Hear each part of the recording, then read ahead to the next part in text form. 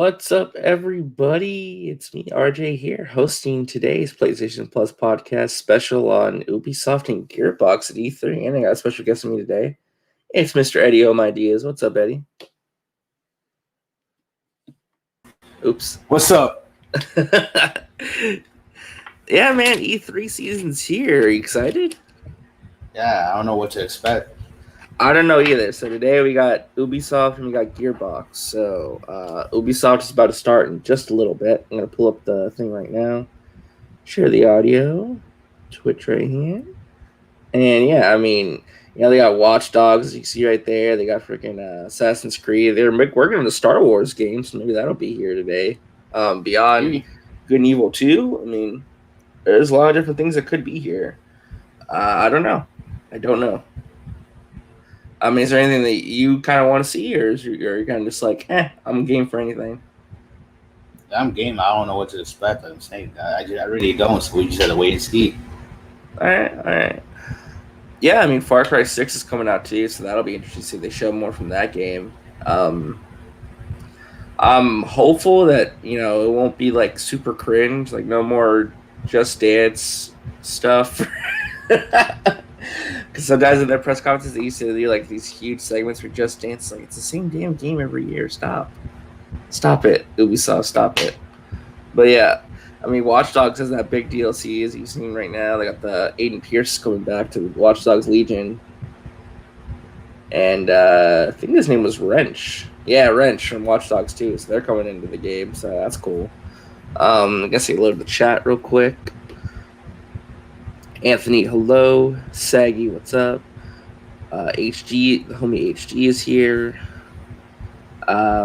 Sadly, Saggy cannot join us because she's working today, but hopefully, maybe on Monday or Tuesday when we cover the other stuff going on, like the Amico and the Capcom stuff, or maybe even the Nintendo Direct, maybe she'll join us for that. Thank you, HG, for posting the links. Always appreciate it. So yeah, I honestly don't know what to expect either. I don't even know how long this is going to go either. I'm hoping it goes for at least a couple hours, because if it doesn't, I don't know how we're going to kill time until Gearbox starts. We're going to have to get creative, I guess. But yeah, Gearbox should be starting in about 2 hours from now. So, let's see. Watch Dogs is crap. Second game is somewhat passable. I think the first game's kind of meh. I love the second Watch Dogs, though. Did you play Watch Dogs at all, Eddie? Oh yeah, I played 1 and 2. Okay.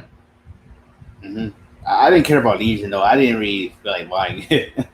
No, I got Legion, and I just stopped playing it. I'm like, I just don't even care. It's not that good. It's like the same. Yeah, it's like the same thing with Assassin's Creed. I played all of them, but I just didn't play the Valhalla at all.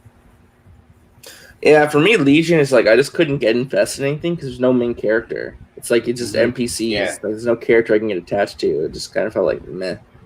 I think the story was not as good. Like they should have done the Watch Dogs 2 thing, Wait, but, so you call it the first one, Matt? Yeah, the first Watch Dogs. Come on, man. It's been a while since I played. I mean, it's not as bad as some people say, but it's like I think Watch Dogs 2 is like much better. If that makes sense. No, they definitely improved on stuff, but like in my opinion, it's still a classic. The first one. Yeah. No, I get that.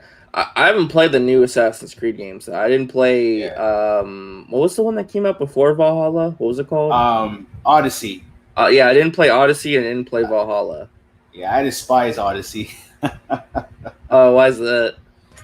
Oh, because they definitely changed the format so much with Odyssey, and before that with Origins, it just really ruined it. It's like they turned it into like I'm trying to think, how would I say it? It's like they care more about microtransactions now than actually making good games. They made the combat. You don't even fight like an assassin anymore. How you can do combos, all that shit. It's like you don't even do that anymore. It's like oh shit! It's starting in 20 seconds. Oh boy. Zeno says he's not gonna watch. He's gonna watch David Joffe instead. Okay, Zeno. All right. Go ahead then. All right, here we go.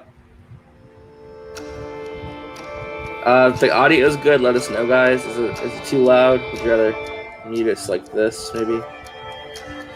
We need to turn it up and let us know.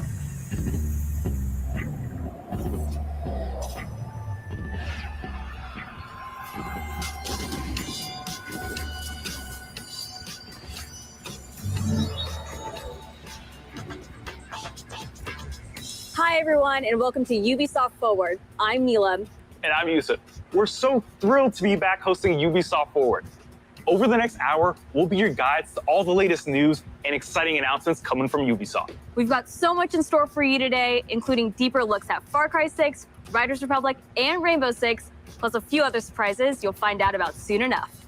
Neelam, I'm excited. We're filming this together. We got this gorgeous set. E3 is back. But I know why y'all are here. You want to see games, so let's get right into it.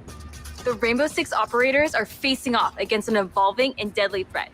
You'll no doubt have noticed that the alien parasite has spread to new areas. There's aliens in Rainbow Six and step now? into the containment zone. Since when were there Here's a deeper aliens? look at Rainbow Six Extraction. Oh, okay. This is that extraction game that they announced, was it 2 years ago?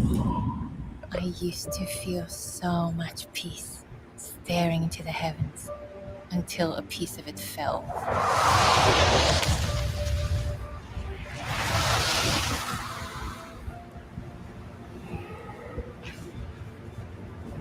And the nightmare Yes, very began. excited.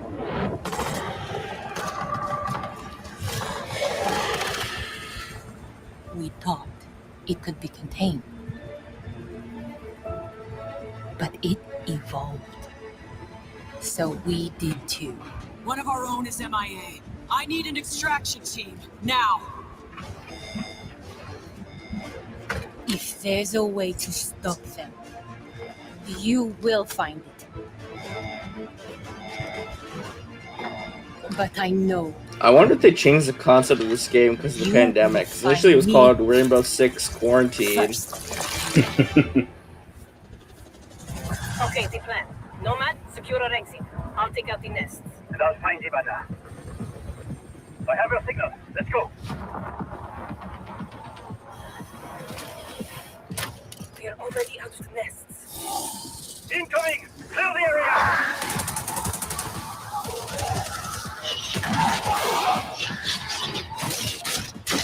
Why are they fighting Doomsdays from Batman vs Superman? Down.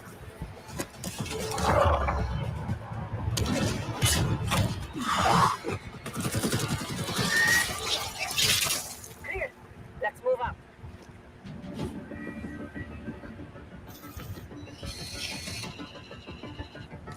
Hey Josh, going good. We're just watching Ubisoft right now.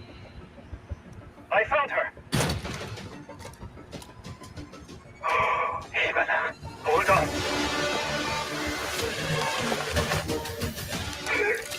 Nah, she's dead, bro. She's already infected. Just leave her be. Just run away. I've got company. Coming through. Countermeasures.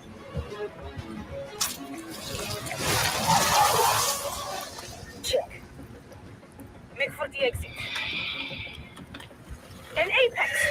Get down!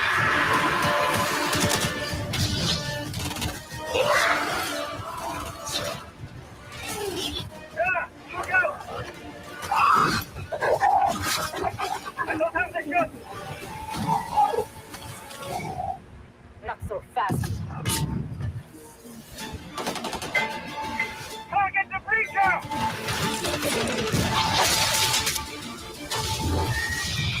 Now's our chance! Nomad, blow the door. Cover me. I was more excited if this was gameplay. It's just a CG cutscene, so it's like it's actually the game, you know? Yeah, it's better than nothing. You all throwing me a party? Yeah. Too bad you missed all the fireworks. Team, it's Ash. We're not done yet. VIP down. Oh, September 16th, okay.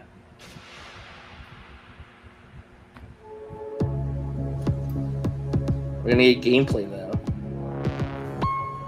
Now, I know you must have a ton of questions after seeing that trailer, and we have I don't. answers as well as a full gameplay walkthrough coming up, so hang tight. Okay, there we go. My Now name it's is gameplay. Richard. I'm your resident community developer coming to you from North Carolina. We're North thrilled to be back to give you an Carolina. introduction to Rainbow Six Extraction. With me today in Montreal, I have Bruno Lalonde, our lead technical director, and Alicia Fortier, game designer, to help walk us through. Alicia, what can we tell our players about Extraction? Extraction is a 1 to 3 player co-op experience. You might think you know what you're getting into since there's going to be some of your favorite Rainbow Six operators, but it's going to be completely different because this time you're not fighting against each other. You're coming together to face an unprecedented, evolving alien threat. Some of the operators' abilities, gadgets, and tech should feel familiar to Siege players, but this time, as you progress through the game, you'll unlock new ability upgrades and a whole new arsenal specifically designed to take on this new threat. So the operators we just saw in that trailer are very familiar. But what happened to Hibana? She got captured. In Extraction, you're always putting it all on the line. If your teammate falls during an incursion, you're going to go missing in action. You can't play MIA operators until they're safely recovered. You and your squad are going to have to come back together to get back in there and get them out. What if you lose all your operators, though? Every time you go in the containment zone, you risk losing all your progress and upgrades. So stay on your toes and weigh every move you make. Balancing that risk and reward scenario is going to be tough. Bruno, can you tell us a little bit more about the alien threat? What is it? Who are they? And where do they come from? What we know is the Archeans are an evolved form of the parasite that was first detected a few years ago during the outbreak event in New Mexico. But a lot have changed since. The parasite has spread to 3 new regions, emerging in several containment zones within New York, San Francisco, and Alaska. This is what we know so far.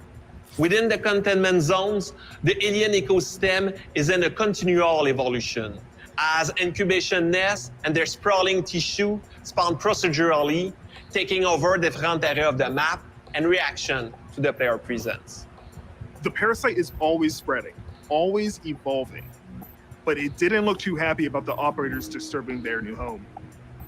What are we facing off against? Why does this French Well, man the sound black like he's gulag Swedish? sprawl is probably the first thing you will take on. It spreads to the map once your presence is detected, slowing your progress and helping the Archeans. Some of the other threats you may have seen in the trailer are the long-range spiker, the explosive breachers, the shape-shifting tormentors, and the apex. There's a lot more species of Archeans and mutations that have been observed. More to come on that very soon. Thank you both so much for joining me. I'm really excited to dig into more of the details. We still have crossplay to talk about. Yes, that's right. Extraction will bring everyone together regardless of the platform. And for our Rainbow Six Siege community, we have exclusive unlocks for you in both games. Okay, you've been waiting long enough. Let's take an exclusive first look at some gameplay footage. Here is I Rainbow think the Six PS5 is worth the money. I enjoy it. Finally, some gameplay, damn. What's up with all the zombie games coming out? Welcome to Rainbow Six Extraction, the new tactical. These aren't zombies, co-op they're shooter game aliens. Where Rainbow Six operators are dropped into alien territory. In today's walkthrough, we're on a mission to investigate anomalies identified at the Orpheus Research Center in Alaska. HQ will provide additional instructions. We need new data on the parasite's underground network. It keeps evolving, adapting. Plant auto trackers on dormant nests. Don't destroy them or we'll lose the trackers. As a squad of 3, Ella, Alibi, and Sledge will use their operator abilities to complete objectives, assist each other, and obliterate Archeans in their way. Bro, spinning up.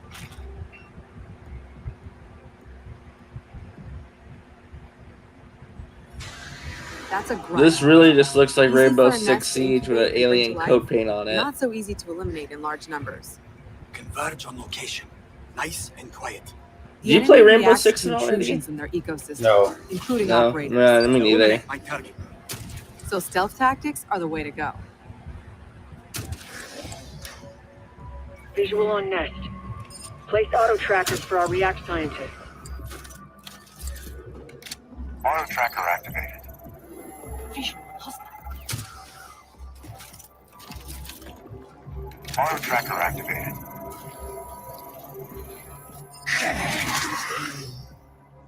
The parasite generates sprawl, a substance that connects the whole ecosystem. alert an Archean, and a nearby nest wakes up too. Archeans move faster in Sprawl, but operators get slowed down. Take my guy out. The squad can use their React Light to see bioluminescent properties in Archeans and in the environment. The contrast helps to better identify targets.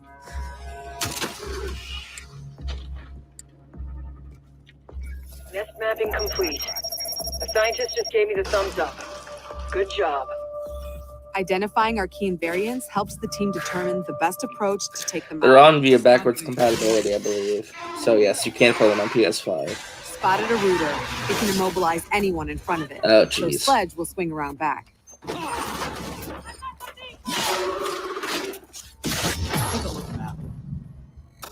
Get out of there before the swarm appears. Don't push your luck.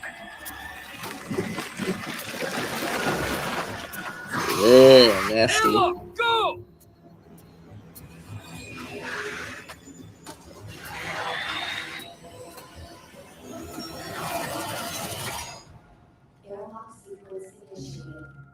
That was close. Here, the team can regroup and resupply. Airlock doors will open onto the next subzone, which will be tougher than the first. We need tissue samples from those Archies, and we need them gone. Use your React blade. For me, I play both. Mostly PlayStation though. That's just me, but I do have an Xbox. So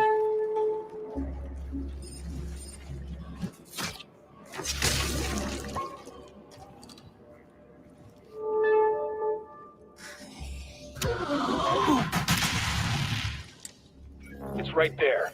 React blade, do your thing. I know Eddie plays on Xbox. I know he plays on that. But yeah, Eddie One can down. say Not done that. yet. I mean, Eddie, do you play mostly on PlayStation or Xbox? I think Xbox, right, Eddie?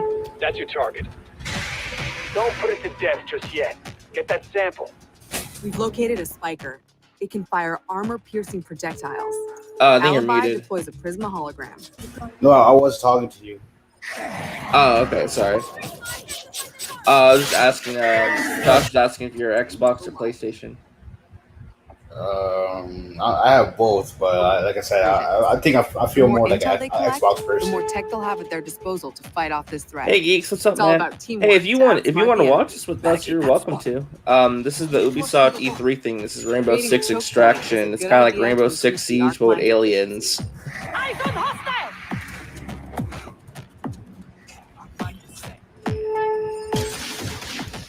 Anthony, GTA 6 might be the Take-Two thing, but I wouldn't hold your breath on that. Okay, this is Wait okay. 20 more years. That's Yeah, the wait another reaction. 20 years, and maybe you'll get it. Smasher incoming.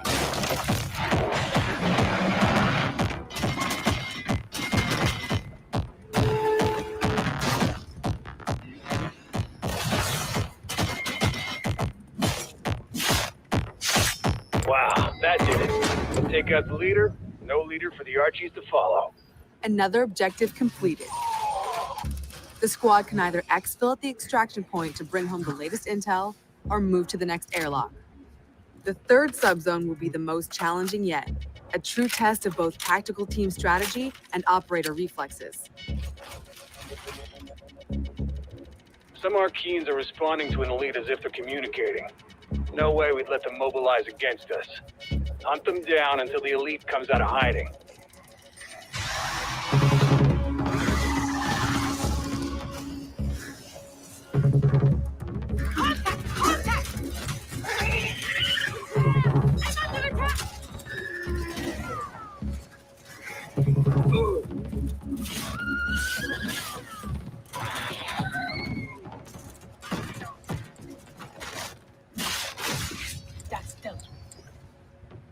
The elite will show up any second.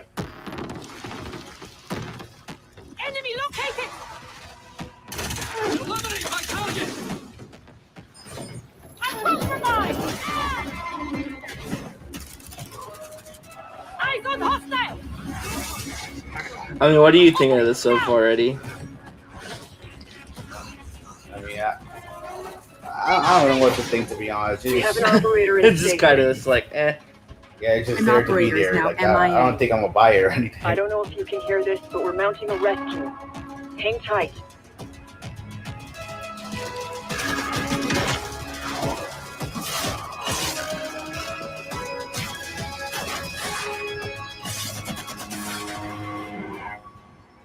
heard it. A rescue mission is underway. React still needs you. I'm just like, Operators, it's time to unite and stand together against this emerging threat. Squad up with friends in co-op or step into the containment alone. Stay tuned for more Rainbow Six Extraction intel coming very soon. Well, is there going to be PvP or just If you PvE? think fighting aliens is tough, try learning guitar. Well, that was a segue. 10 years ago, Rocksmith redefined music learning by introducing the first console game that taught millions how to play guitar. Whether you're already an expert or just starting out, Rocksmith has an approach that's for everyone. A fun and interactive way to learn guitar, playing your favorite songs.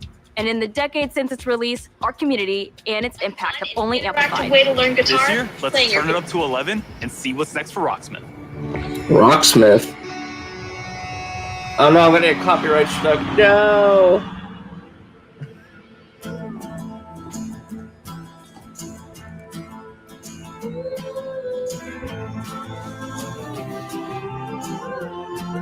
I'm gonna mute this just to be safe because I heard there might be some DMCA things with E3. But there you go. Look, you can connect it to your phone. You can play some music on your laptop. Play the guitar. Isn't that nice, Eddie? Don't you want to play the guitar on your TV? Good. Yeah. I'm sorry if I'm muting the music. I just don't want to risk it. This is my channel, so I'm just like, I just don't want to risk it. But like, does anyone care about this? I mean, Rocksmith, I guess some people like, but why do I care about this? I don't. Yeah, but Rainbow Six Extraction, it looks like a Rainbow Six Siege with the alien coat painting on it. So I'm kind of like, it's not really my thing. I mean, some people are definitely into it, but and like Eddie said, it's like Eddie was like, I'm not into this either. It's like I'm not gonna buy it. That's how it is. I mean, I see it all the time. Imagine the actual live stream going on. There's probably mad people saying, "Can you hurry this shit up already?" Yeah. And Josh here says he's a guitarist and Rocksmith is kind of complicated. Well, if that's the case, then that's a problem. If even a guitarist thinks this crap is too complicated, no one gives a damn about Rocksmith. It's just like a car commercial, man. Like, it's not like, I don't know why they do so. Like, it's an E3 press conference. Like, oh, let's put in like these weird things that like the hardcore gaming audience is not going to give a damn about. Anthony, I got no clue, man. I don't think it's happening. I don't think Switch Pro's happening. Or if it is, I don't know. Nintendo's weird about it. All right, it's done now. Are we done? All right, cool. Register for the PC closed beta today. No, thank you.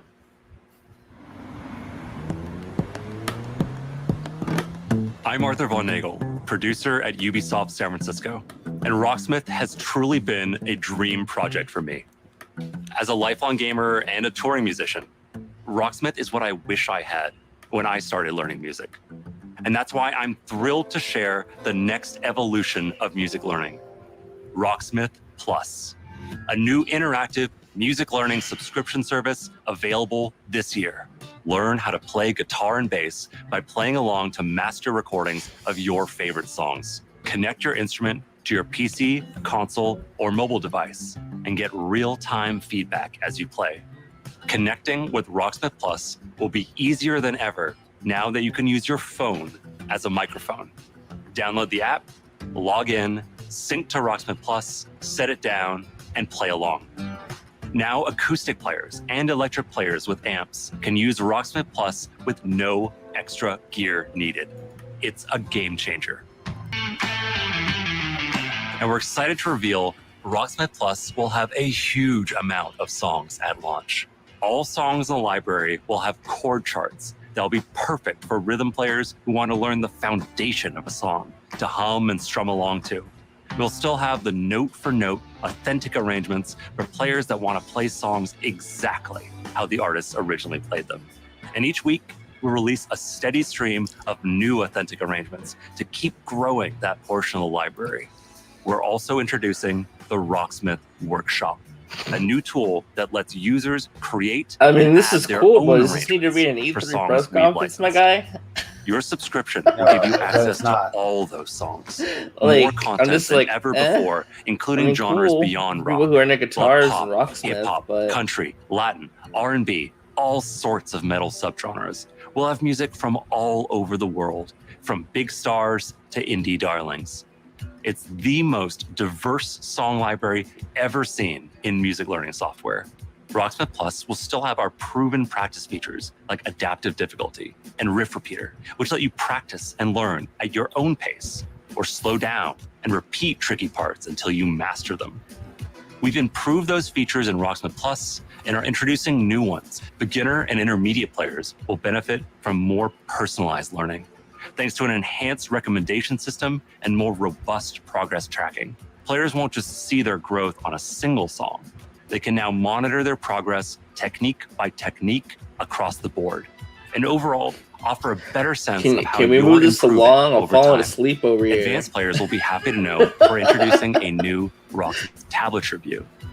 That way you could take advantage of Rocksmith Plus's song library and practice tools. I'm telling you, imagine the actual live stream that this is coming out from. People are probably saying, hurry this We're excited to announce that you can register for a chance to participate they shut in down our the closed comments beta on the Twitch right stream. after It's the only show. subscribers only. Visit our website at rocksmith.com to get an early look at Rocksmith Plus and help us test and create. I don't know. Someone out there might like this, but like for me personally, Thank it's like you I just so don't, much you know, to the amazing like, fans whatever. who have enjoyed and like the supported chance like Rocksmith move over on the too. past So it's 10 like, years.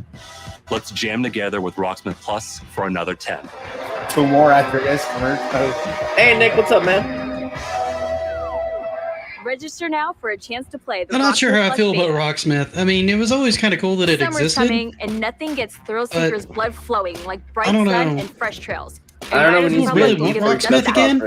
Last Yeah. year, you got a first look at our massive multiplayer outdoor sports extravaganza. Since then, the project's grown by jumps and grinds.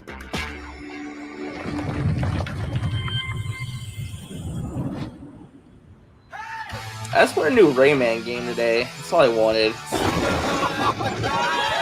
Yeah, you're not going to get Rayman. Oh, I know. I think they're done with Rayman, unfortunately.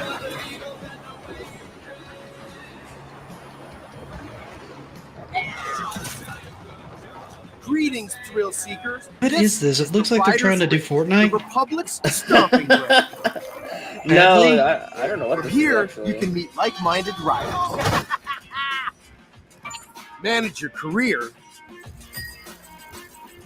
learn to nail those wild moves, stay stylish, share your creations with the Republic, stay on top of the latest news, Okay, so and like take an up some extreme ferocious sports thing where you can multiplayer like action, make your own like courses. free-for-all or I trick battle guess, or maybe? 6 versus 6. That's kind of a Um, cool idea. I actually kind of like that. Yeah. This kind of reminds me of that. What was that game that came out? It's like this, like the snow skiing, like you like ski and stuff. So here's how it works. Performing big tricks on the SSX Tricky or modules something like turn that? from red to blue. That's No, a I really mean old the one, Ubisoft but- one that came out Contribute to your team's overall a score. couple years ago. Still with me? Okay. When your team has turned all the modules blue, you capture that district, which will help multiply your score into the big time. Progress, progress, progress. To unlock more content, you gotta earn those stars. Or you can buy all the Or you can buy them. That's exactly what I was going to say. Awesome. Your own career. The world's most famous competition. I like the first person perspective on that. That's pretty dope. Yeah, I like that too. I don't think I've seen them do that on like a BMX bike before. I've seen them do it like racing games, like, you know, car racing games, but not like BMX style.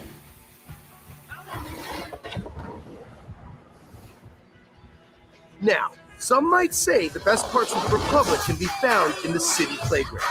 We've got modulars that you can slay for days. So it's like Tony Hawk Pro Skater, but it's a ski. You're snowboarding. Maybe you're all about living on the edge. Imagine that in Either first way, person to though. progress, you gotta earn those Oh, that? stars. The only way I could think of that being more nauseating is if you did it in VR.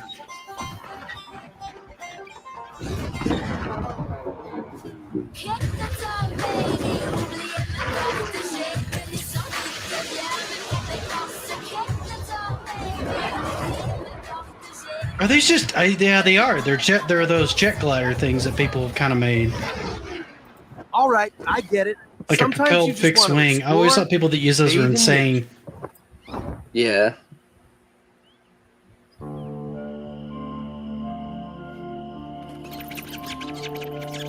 Hans, I sent you the link. right. Where are you? Everything you do counts.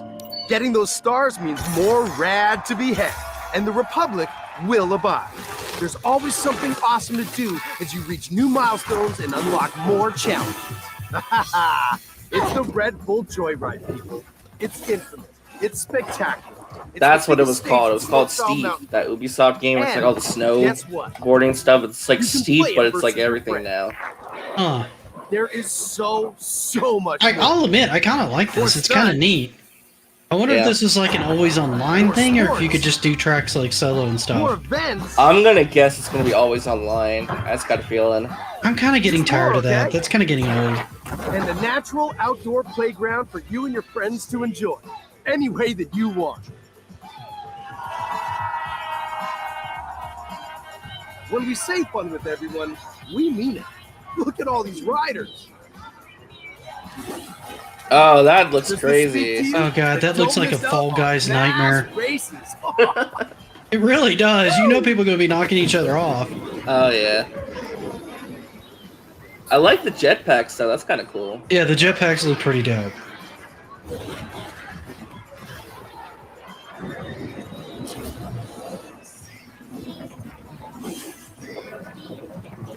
I wonder if they got some footage from like an early alpha, or if they've just rendered this. I think this is all gameplay. Is Like, it? At least I wonder beta if they- gameplay, probably. I wonder how long alpha for this has been going on then, because that's the only way you would have gotten that many people on at one time. Riders Republic in September. Okay. Register now for a chance to That could play be kinda the fun. Don't keep betas. the mountains waiting. Riders Republic is coming September 2nd, and you can pre-order now and claim your right to rip. Okay, so we've seen some of our favorite Rainbow He's Six trying to operators sound cool. battling alien parasites. They're all I trying to How's sound their cool. day job going? I stopped trying to do that years ago. It's just not going to happen for me. It didn't happen by the time I was 25. It wasn't going to happen. Gear 6 is off to a blazing start. It exceeded 200,000 concurrent players a few weeks ago. If you haven't joined in yet, 2021 is the perfect time to drop in. Wait, so now we're gonna bring up Rainbow Six again, but now it's the main game. God, are they serious? Well, I'm just I saying mean, the I style know of there's a Rainbow market for Rainbow yeah. Six. I get it. See, Oh, this Rainbow looks Six is faster than huge, Alien. Yeah, I don't get that. Like, why does this like look more fast? Because my brother plays Rainbow Six Siege all the time, and it's a very fast-paced game. So I don't know why the Alien game they showed it like really This year slow. into our journey with Siege, we are humbled and grateful for the enthusiastic community that has supported this growth. So today is all about sharing quality of life developments that will dramatically improve player experience. With the community growing every day, we've been hard at work finding ways to improve your ability to play with your friends and meet new players. On June 30th, we are unifying our PC and cloud-based Who's gonna play this game on platforms to play and Stadia? progression. Who's gonna play an online game like that in Stadia? No, I don't want to play a game like this on Stadia. I don't play Rainbow Six anyway, but if I was going to play it, have your reasons to play it online, and you're not going to want to do that with Stadia. It's In just early 2022, most people don't have the bandwidth to be able to do Oh, that. that's big right there. Xbox Crossplay. platform, and the cross-progression Oh, will be that's a good available idea. with Wow, all between platforms. PC, Stadia, This and what's update the other created icon a there? bit What the hell is of that? in order to prepare Luna, and make but sure also they have a crossplay smooth between launch. Xbox and Bringing these PlayStation. player bases together benefits everyone. It will finally God, I allow feel you to bad play for the with your Stadia friends players playing across against like different hard-lined PC players. It also means God. that the progression will now follow. Might as well just turn off the game at that Anytime point. and I know, anywhere unless you're you just that good, man. There's probably somebody who could like is a feature a trounce lot like of most you of the have PC been players, but you'd have to be and so we're much thrilled better to see the enthusiasm to pull it it's off because of the announced. latency. Josh Your probably amazing like fan another art, like 200 The awesome first-person cosplay. shooter Yeah, games. easily. The Rainbow Six community is It's the main lifeblood genre that keeps gets built this these game moving days. forward. We cannot thank you enough for your support. It is because of you that Siege keeps evolving and growing. To wrap up, here's a brand new animated trailer starring Thunderbird, the new Defender joining Team Rainbow. Check this out. Are they doing this as a class-based game now? Well, it's They been do like that. that. Like all the operators are like new characters. They all have the like Years ago, unique I met a abilities. Okay. She saved my life. That shows you how much I know about Rainbow Six. I mean, I only know a little bit about it because my brother plays it, like I said. So And it's one of those game types I'm like, it's really cool, it's out there, it's just not one that's ever drawn me in. Yeah. Yeah, me and Eddie were talking about that. It's like it's not one of those games that grabs us personally, but it does have a big fan base. The creators. And Josh, if you had to ask that question, that just proves that Google's marketing has completely failed. Bravery. It's true. It's true. Like not your They fault, kinda have. Josh. Just the fact that you don't know that shows how Google has failed to market that console. Well, they pushed it hard for a while, and then like everything else that doesn't immediately do gangbusters, Google started like distancing themselves from it. Mm-hmm. And now And I knew that would Amazon, happen. Amazon's trying to do the same thing with Luna, like their version of Stadia. That's what Luna is. See, I never had even heard of Luna. That's how bad Luna was marketed, and I looked into this stuff. Animation on this is amazing. If the game looked and played like this, that'd be fantastic. Yeah. This kind of reminds me of like the animated stuff they do for Apex, you know? Yeah, the gameplay isn't anything like the animated stories they do. Overwatch is bad about doing the same thing, though. I can't really fault Apex for it. Wait, that's it? Well, I like when they do stuff like this because it fleshes out the story and universe, even though the main game's like multiplayer centric. Like there's still a story you can follow through stuff like this. Yeah.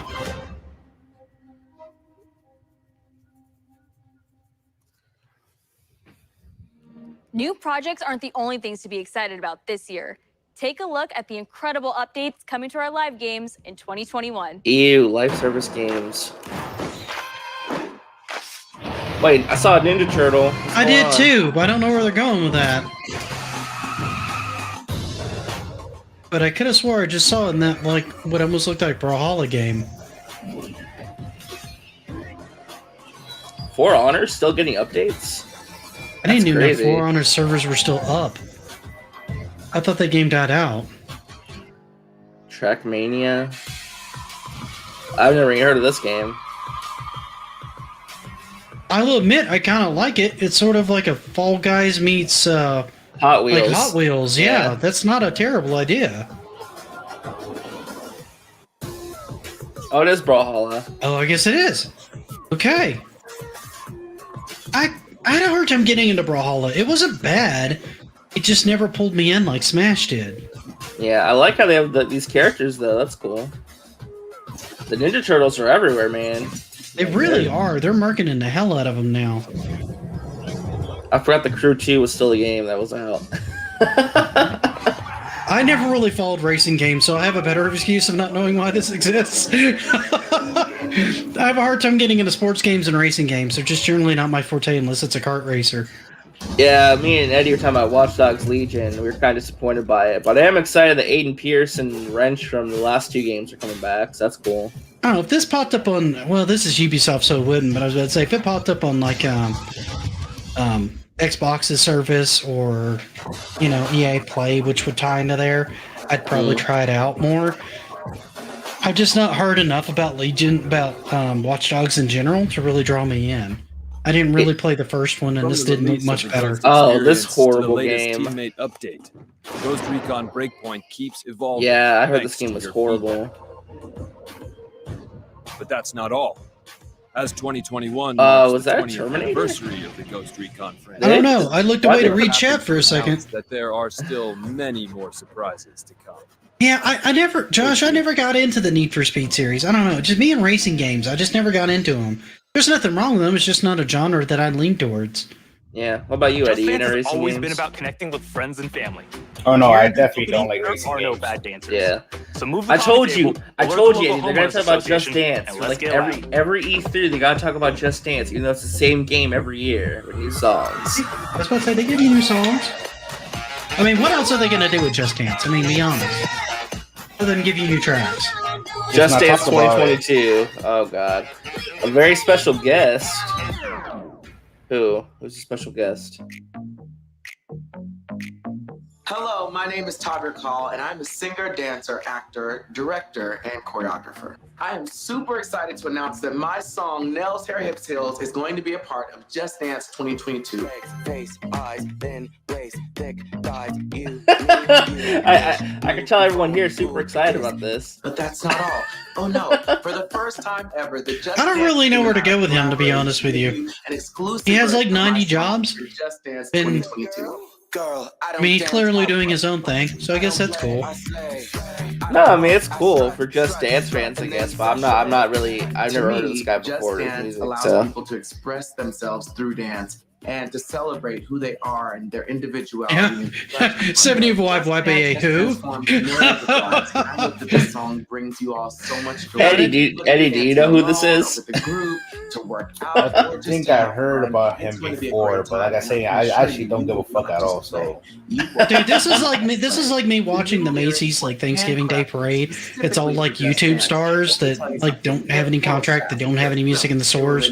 They do their songs on YouTube and then they sell it on a website. And so like 90% of the people watching the Macy's parade are like, "Who are you again?" Yeah. Just Danceified. I don't think they're ready. I mean, the people really into the music scene in YouTube were probably like, "Oh my god!" Everybody else is going, "Who is this guy?" And one last thing, you will Case have of the point. opportunity to be a part of the Yep, making exactly. of my new video, which will be released alongside the new Just Dance track. For more information on how to participate, darling, just check the link below. I won't. I cannot wait to see you all living your best life and being the most fabulous you have ever been. I am when this shit's I will over. see you all in Just Dance 2022. Girl, I don't dance, I work. There you go, guys. Just Dance 2022, and it's not coming to the Wii. It's not coming to the Wii. It is hitting the Switch. It's in the Switch, but not the Wii. That's crazy because it used to come out for the Wii all the time, and not anymore. Look, it's coming to Stadia too. Who's gonna want to play Just Dance on Stadia? I don't. Dude, Stadia as a concept I thought was flawed from the beginning, but we could have a whole conversation on The that. new chief of the Raven Clan, but your journey with Eivor is Oh, far it's from Assassin's Creed Valhalla stuff.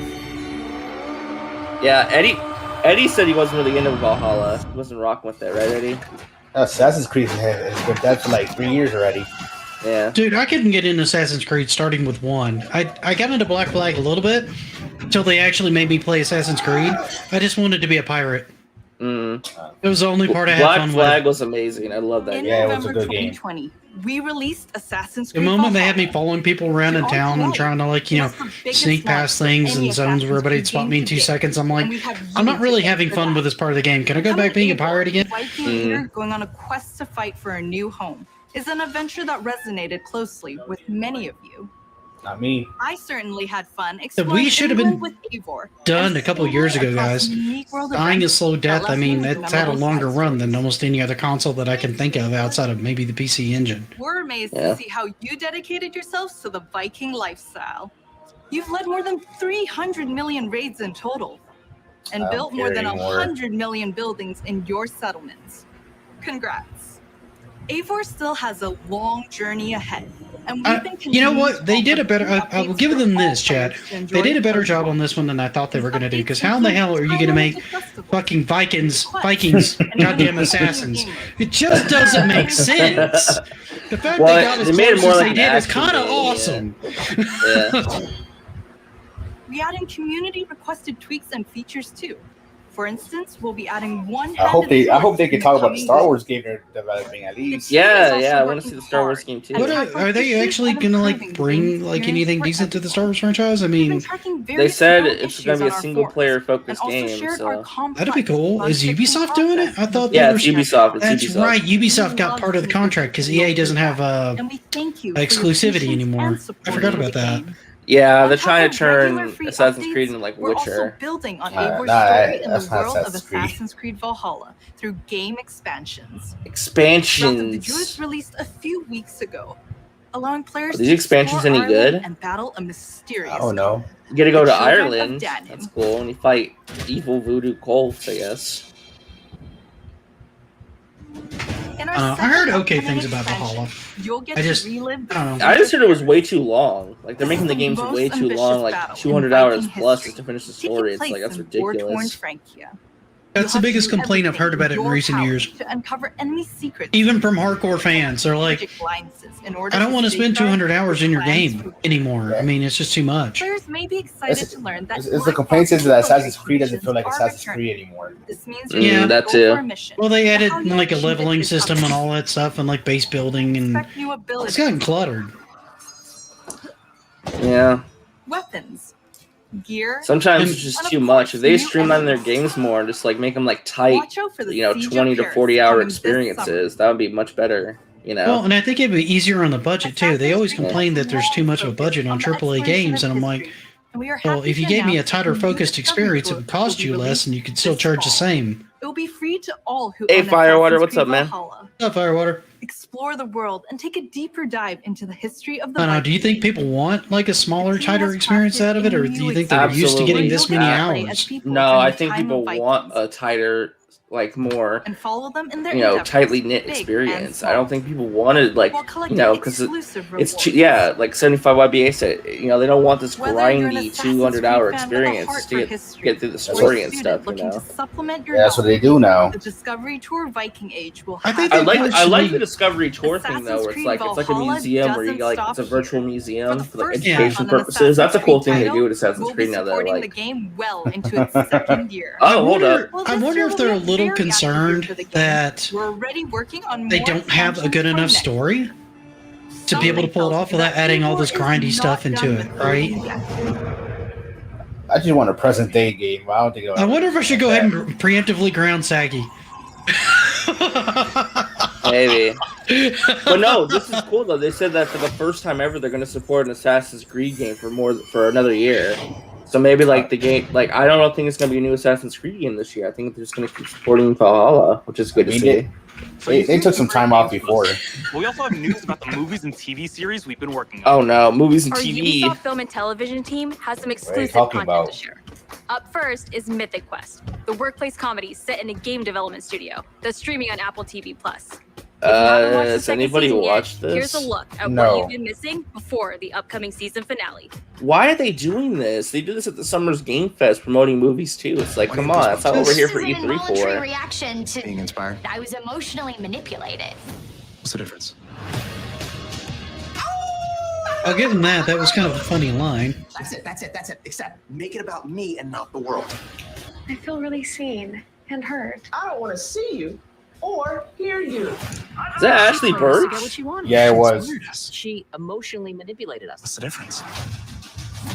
I mean, maybe it's good. I don't know. I haven't watched it, so I can't really. I haven't talk checked about this, it. but I don't know why they're advertising it. Did they just decide to start getting to like TV shows Werewolves now? Within. Teeth that'll be coming to theaters June 25th and on demand July 2nd. Ubisoft's making their own movie? What? Hello, If I want to ground, I'll go skateboard. That's true. I'm Sam Richardson, star of Werewolves Within. Werewolves Within was based off a Ubisoft game, and we're so excited to bring you an exclusive look just for you. Check it out. That fake excitement was kind of painful. I told you she's probably tanked. Touch this door again, I'll shoot. Again. Dr. Ellis? Stay lost, please. We need answers. It didn't disappear. What is it? What? It's not Emerson Flint. It's one of you. Oh, okay. Well, what did her eyeball say? We don't understand.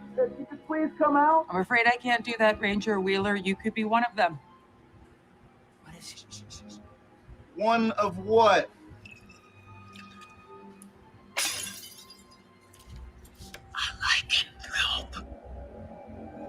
A what? Yeah, I expected him to say that. They're not going to know what the fuck that means. The roads are effed. Something's wrong with the generator. Also, there's a dead body under your porch.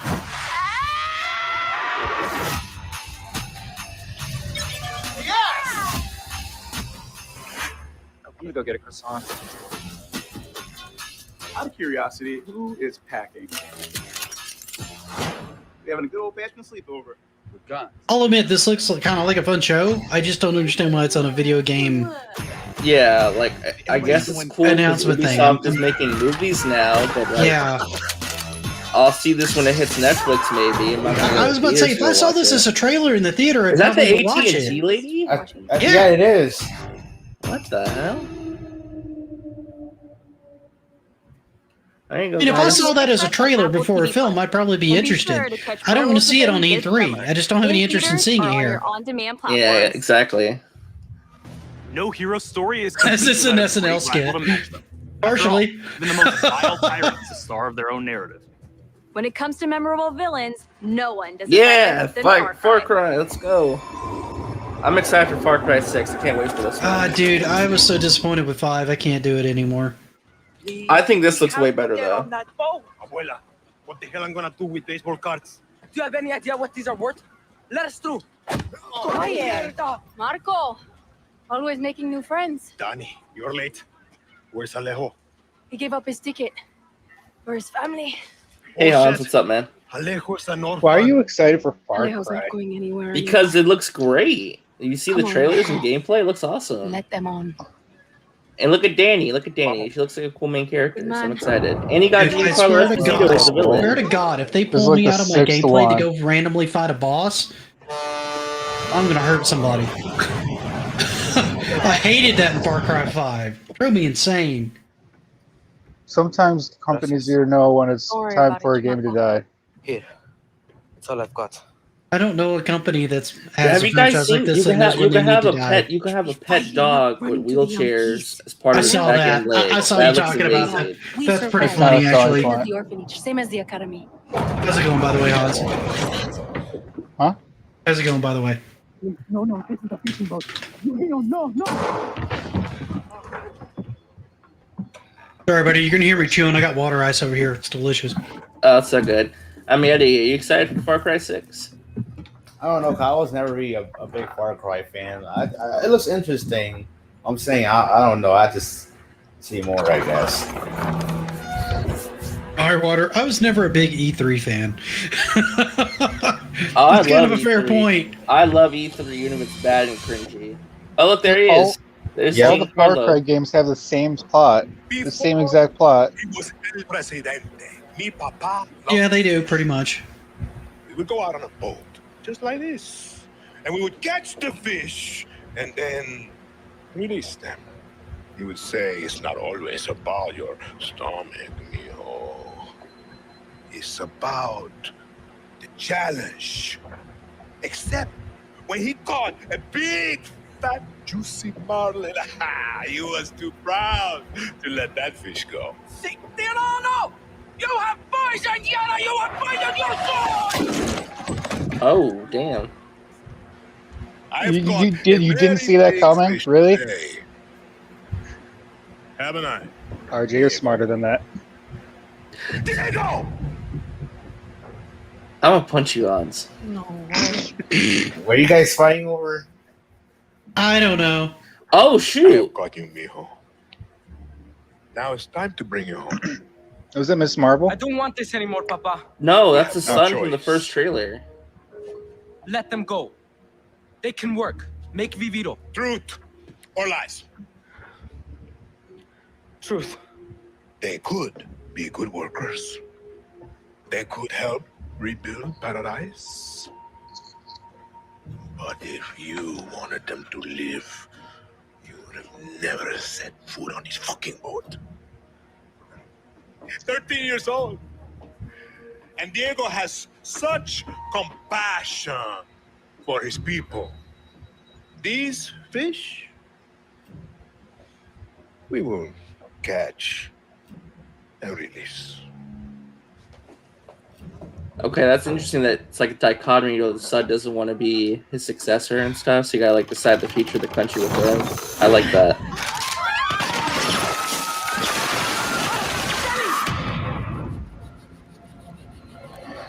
Because Far Cry 6 always like Far Cry series Another always has Far Cry. those multiple choice pathways and stuff. So it's like the son will either go evil or good depending on what you do with him. You know. You've just seen I don't throw a morality system into Far Cry. It's already clunky enough. passed down to his son Diego as he grooms him to become the future ruler of Yara. The most important See you, part Firewater. of crafting a Far Cry villain Later, isn't Firewater. the fact that they're Bye, evil Firewater. or shocking. It's that there's someone that could sit across from you at the dinner table and charm you into thinking that everything they believe, no matter how twisted or horrifying, could be absolutely true. That's the secret to Anton's power. and we couldn't be prouder to have him join the Far Cry family. Now, when creating Anton, we had quite a lot to live up to. Because when you think Far Cry, you think about its rich legacy of villains. Which makes today a very special day for Far Cry fans. Not only did we get to see into the mind of Anton Castillo, we finally get to unveil some of our post-launch plans. Our dream was to honor the Far Cry morality, at villains least in a game like Far Cry. Now, there's a time and place for morality brand new systems in these games. I don't feel like It Far is Cry is time one of them. to see the other side. Go further down the rabbit hole, and it's up to you to find a way out. What is this? It said it's an expansion coming to the game. God, are they already talking about expansion? They haven't even dropped the game yet. That's how they always do it, though. RJ, tell your mother and sister. Oh, you're going to play as the villains? You are alive. Oh, you do. That is all that matters.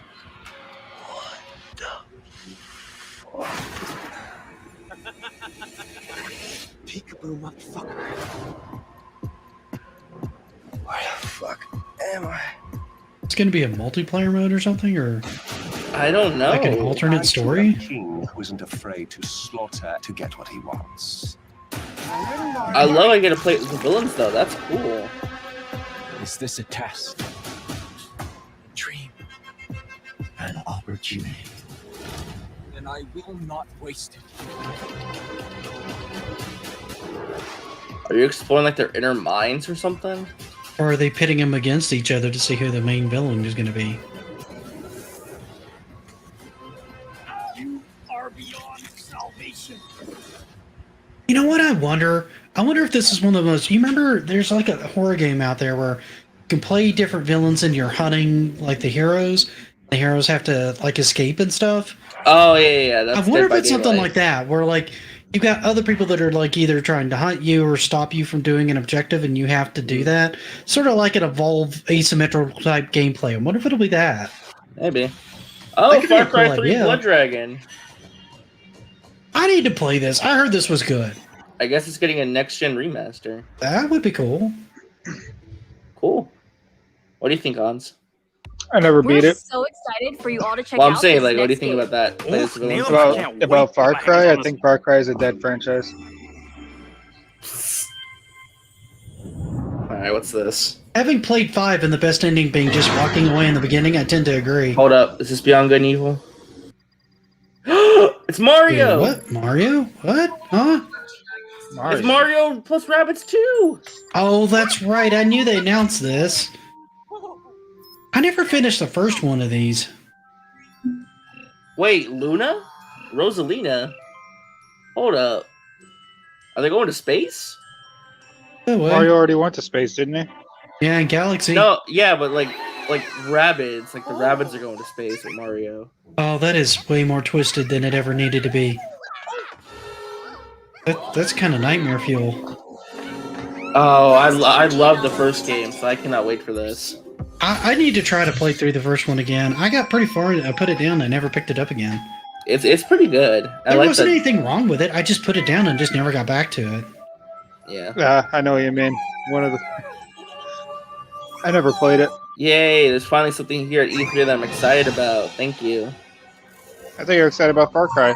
Well, I am excited about Far Cry, but actually something like new that I'm excited for. Like a surprise announcement.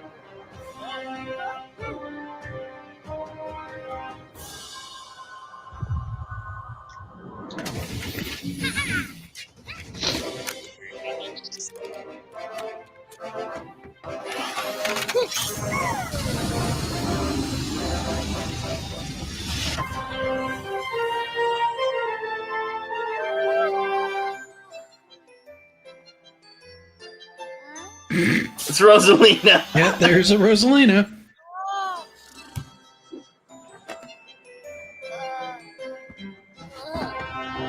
That's me every morning. What are they gonna call it though? That's my question.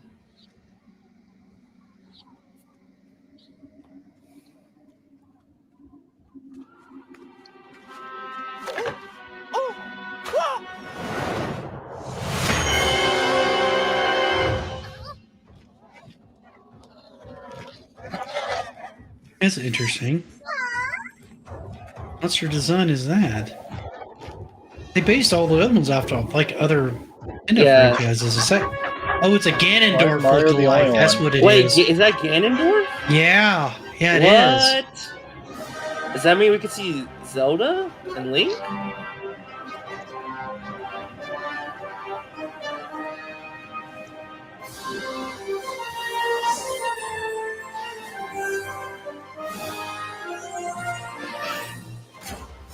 Mario plus Rabbids, the Sparks of Hope. Cool. Awesome. I'm looking forward to that. Far Cry 5 is Southern Fear propaganda. It's actually quite funny. I just saw that. When you think about it, it kind of is. That guy. It's that guy. Of this new game, and I can't wait for you to experience it. It's fair to say that we did something quite surprising with the concept of Mario plus Rabbids Kingdom Battle. And for this project, we didn't want to stop there. Hi everyone, Mario and the Rabbids are back. And I'm so excited to be back as well today to unveil our new project, Mario plus Rabbids Sparks of Hope. We are diving back into this unique crossover with even bigger ambition, expanding our universe on a major scale.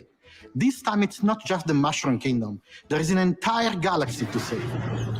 To do so, you will lead a brave yet reckless team of unique heroes, including some fresh faces like Rabbids Rosalina and other surprises. On their quest, I wonder if they're going to work in like Zelda and Metroid, because it's like the 35th anniversary of both those franchises. So adding them in would be a cool idea. Powerful villain, Cursor, an enemy unlike anything our heroes encountered before. But they won't be alone. By their side, they will have their new allies, the Sparks. These surprising creatures, born from the merge of Rabbids and Lumas, will lend their wild powers to our heroes. Their natures and origin. I like this guy though, because he was very emotional when he announced the first game. Because he was like, there's a great story about him. Definitely, like, look it up. It's really cool. Well, So I definitely thought it was a cool crossover concept when they first did it. That's why I bought it. The entire team was moved by the amazing reception from players across the world. We were stunned by the love we felt for this unexpected team-up. We know we've been off the radar for a while now, as we wanted to take the time needed to bring this crossover to the next level. It's not just a new story with new enemies, new heroes. Mario plus Rabbids Sparks of Hope has big ambitions. It introduces new action elements into the mix that will push the boundaries of tactical games even further. That being said, we also wish to offer an easy-to-play experience for all players, yet hard to master for those of you that are willing to take the challenge. And you will be able to experience this cosmic adventure exclusively on the Nintendo Switch. We can't wait to tell you more about the game soon. There is an entire galaxy to save, and we cannot wait for you to experience it. Gameplay sneak peek. Okay. Pre-alpha, this looks pretty daggum good. Yeah, for the Switch. I wonder if this is Switch Pro gameplay. Is that even coming out, dude? Everybody keeps saying it. I don't know.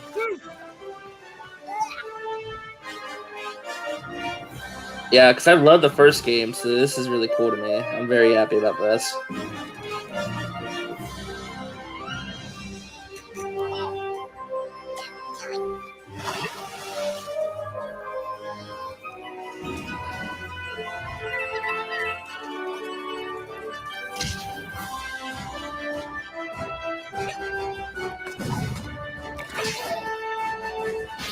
Okay. Gameplay movement and all that looks the same.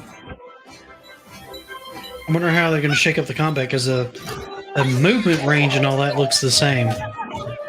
I mean, it looks a little bit more free-flowing, just a little bit, but...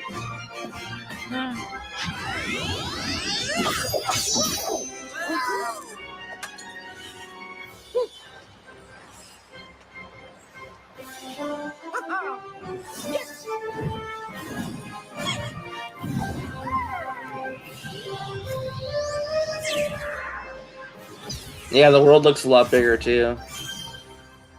Well, yeah, it'd be a little disappointing if they didn't try to make it a little bit bigger and better than the first one. So we're not done yet. Let's check in with our CEO, Yves Guillemot.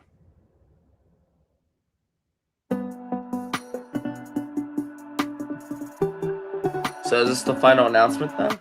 I don't know. Hi everyone. As you Been have going seen, for a while, though. we have a fantastic and diverse lineup of games coming soon. And this is just the beginning.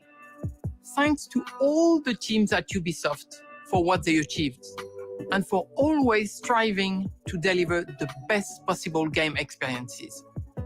I'm humbled by their resilience, energy, and collaboration, especially during what has been a challenging year.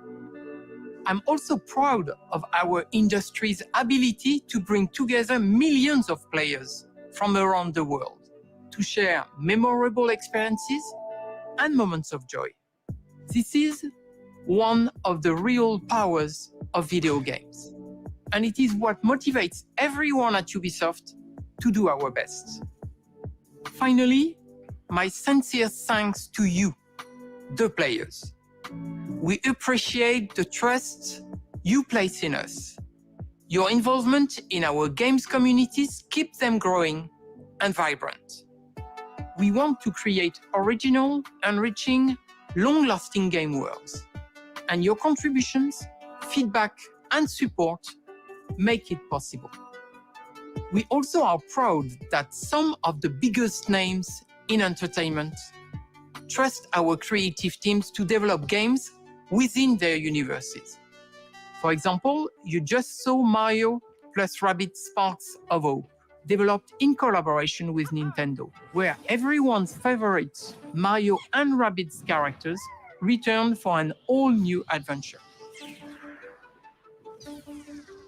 And speaking of great partnerships, there is one more exciting thing we would like to show you today. Oh boy. It is a glimpse of the amazing journey that awaits you in one of the most beautiful but dangerous places of all. Brought to life by the latest version of our Snowdrop engine. I'm excited to share this first look with you now. Enjoy. Any guesses? Said they were going to try to announce Star Wars. Maybe it's I have what I hope it is, but I doubt I wish it would have been Star Wars. Hold on. Let's see. You hold on. I doubt it.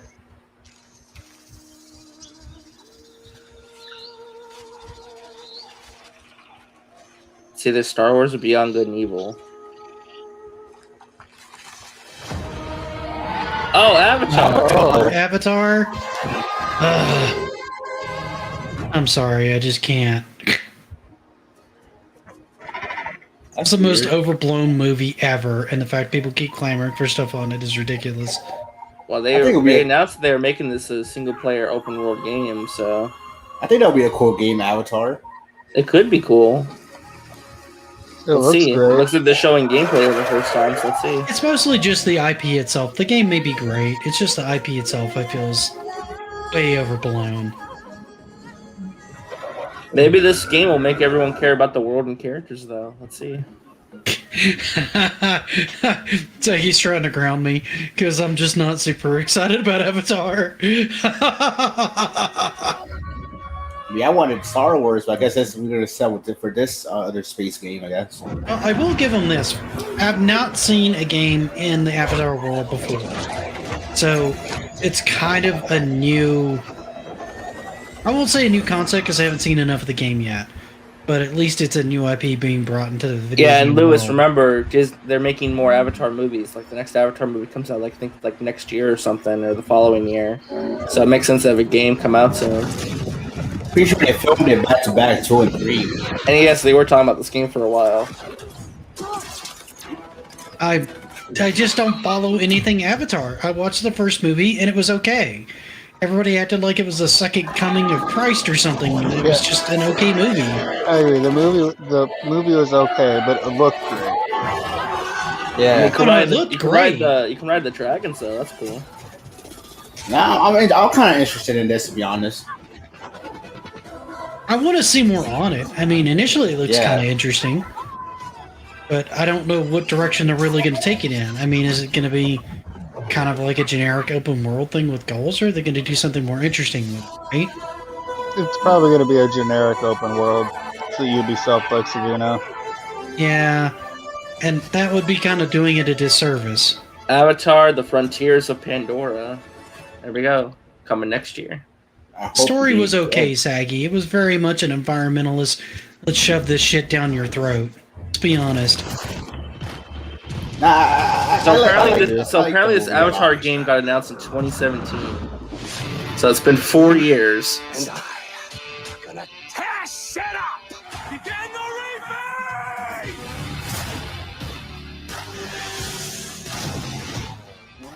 So are they doing like a Far Cry compilation?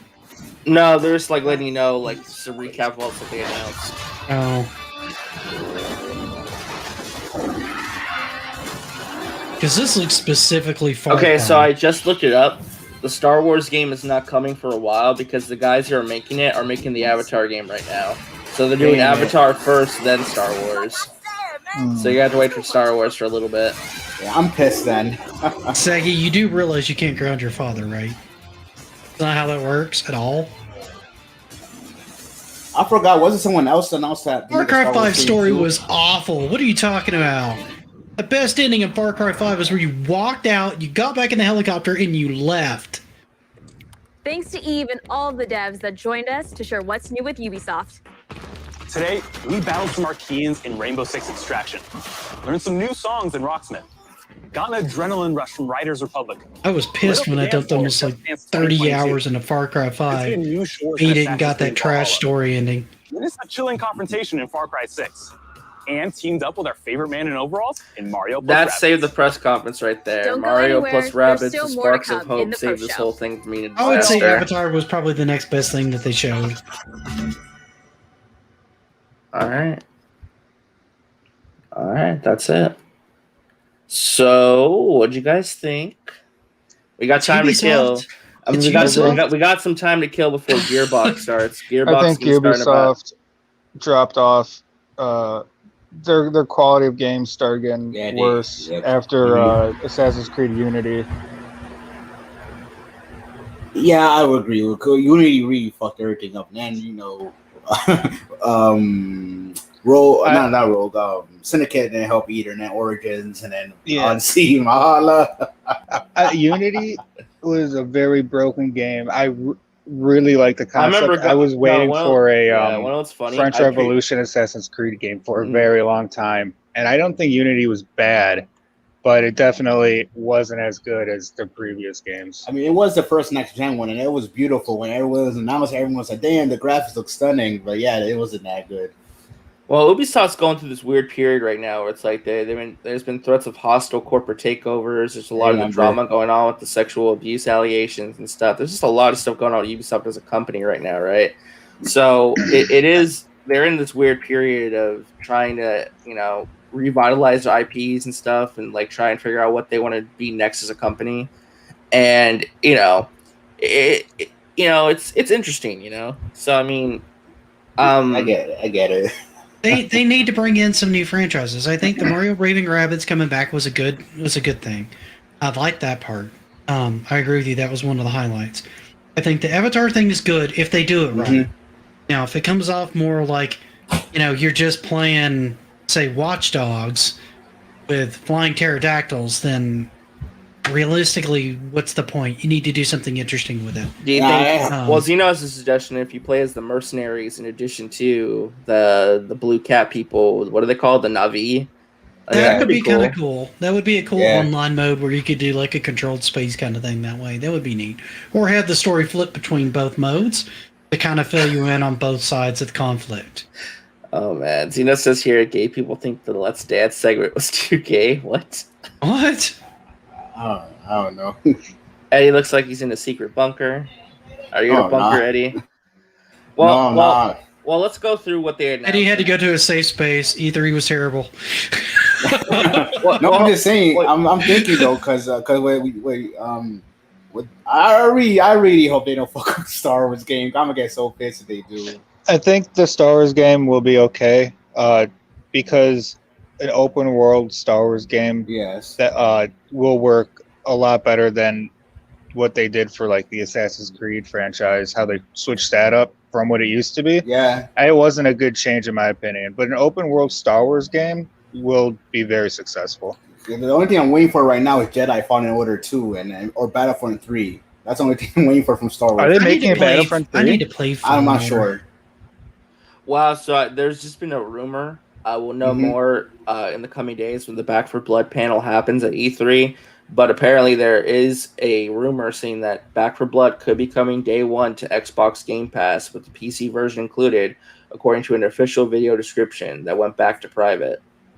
I know a bunch of people are pretty excited about that.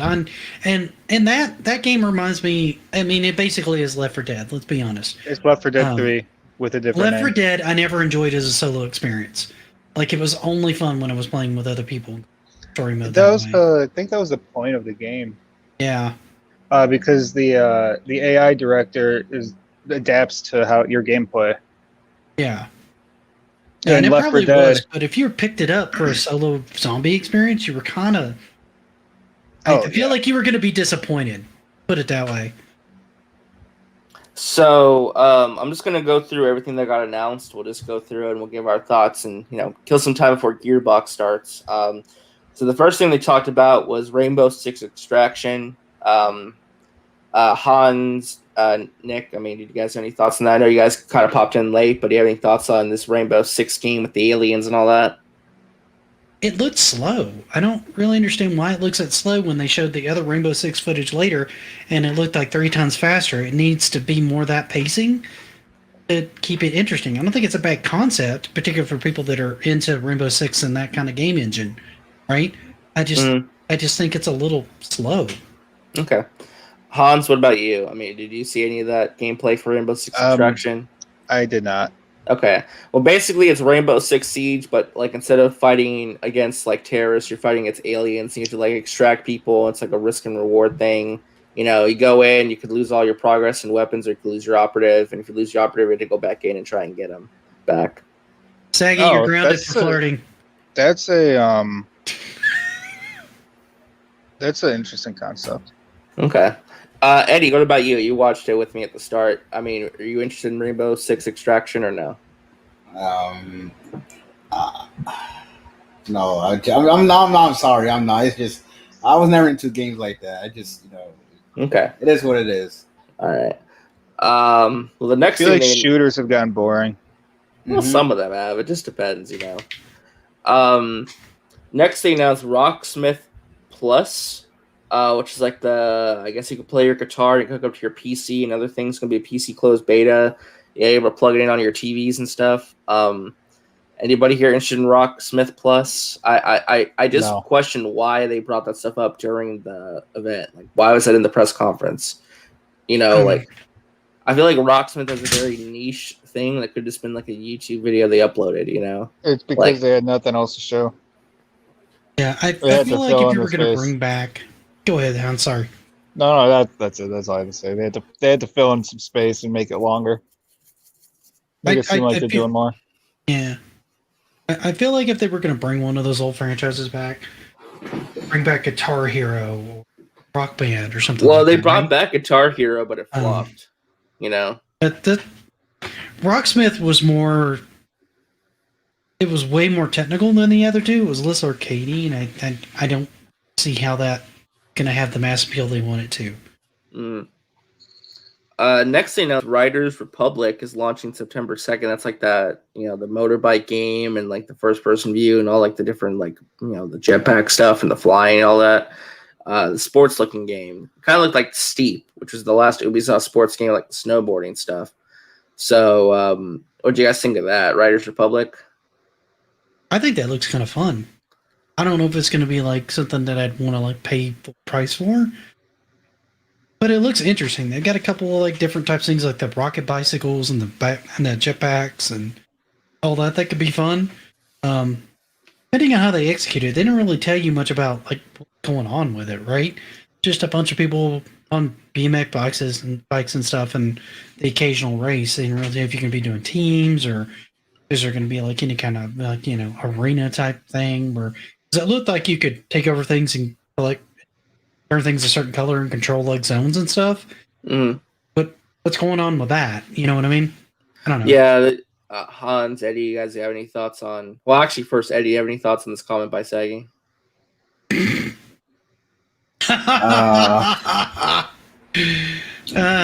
totally grounded. Yeah. Sorry, I'm arguing with them in the chat. I didn't hear what you said. Oh no, it's fine. No, I was saying. I mean, did you have any thoughts on the Riders Republic game, Hans? The steep sports looking game with like the BMX bikes and all that, snowboarding and all that good stuff. Oh, nah. Okay. Eddie, what about you? Any thoughts on Riders Republic? Nope. Okay. Next up, we got some Rainbow Six news. They're launching the game on June 30th for Stadia and Amazon's Luna, and there'll be crossplay between PC, Stadia, and Luna. I just don't understand why they're continuing to support Stadia. Yeah, it's like why, and like crossplay between Stadia and PC sounds like a complete disaster. I don't understand that. That might give somebody like me a chance to kill somebody in Rainbow Six. They're gonna be so slow compared to everybody else. Yeah, we definitely keep up those video streams. They're awesome. We love seeing you kick Hans's butt, so keep doing it. Right, Hans? Did I miss Rhea's first stream? Damn it. Oh, no, it was on Discord. It was on Discord. Yeah. Oh, okay. Yeah. So in early 2022, they're doing crossplay between Xbox and PlayStation and cross progression. So let's say you played Rainbow Six Siege on Xbox for most of your time playing that game. If you hop over to PlayStation, you can log in, you get to keep all your purchases, all your leveling up, all that good stuff. Very good thing to hear because recently Sony blocked crossplay on Borderlands 3. Because they were charging 2K a lot of money for it, and that was really disappointing for me and Hans. So I'm really happy to see that crossplay is at least coming to Rainbow Six Siege. I wish that would be a standard going forward. I don't know why Sony is so against crossplay. It still makes no sense to me. I think it's very anti-consumer, especially when they keep their marketing going, oh, play has no limits, but apparently it's limited when you want to play with other people on other platforms. So I think they're like the only ones that are hold on that. Yeah, I mean, it's PC just doesn't care. Microsoft doesn't care. Yeah, Nintendo's cool with it. Even if Nintendo's cool with it, why can't Sony be cool with it? Right? I mean, Hans, do you have any thoughts on that stuff, the crossplay stuff? I think most games should come out crossplay so that the systems, instead of fighting each other, it becomes preference. Yeah, and exclusives. Like, which one do you want the exclusives on the most? Shouldn't keep you from being able to play with your friends. Right. Is that like 1 minute and 4? It's like, is that a minute and 40, or is that an hour? An hour and 40. I'm pretty sure it's an hour and 40 minutes. Yeah. Oh, okay. I was very confused. So you had to be more clear. So yeah, I mean, I don't know. They had a Rainbow Six story trailer for new character. I'm not really into Rainbow Six. It's kind of like whatever. Just Dance 2022. I know Eddie, Nick, and Hans are excited for that, right, guys? I have something to say about Xeno's Yeah, you're bugging. You think I'm excited for that? I know, RJ, you already pre-ordered it. What do you want to say about Xeno's comment, Hans? Xeno, me and Xeno have been arguing about how Left 4 Dead 2 solo sucked and how Back 4 Blood solo will suck. But the guy wants to go play World War Z solo. Someone explain that to me. I never tried World War Z, so I don't really know what the difference would be. I mean, except third person. Is it okay? Then yeah, it'll probably suck. I mean, at those games, from my standpoint, and apparently I'm not alone because most of chat and even some of you guys heard me that it wasn't really intended for a solo experience. No, it wasn't. Okay.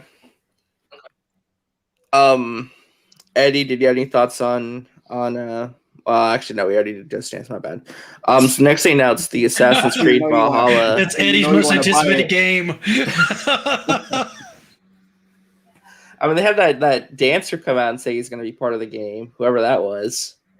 I don't know. He had Eddie's attention more than anything else in the presentation. Everyone's attention, though. Everyone. Is it the Avatar game? No, the Just Dance thing. We're talking about the guy that came out for Just Dance. He had your attention more than almost anything else in the presentation. I don't know. Probably be roasting it, maybe. That's how I was getting my attention.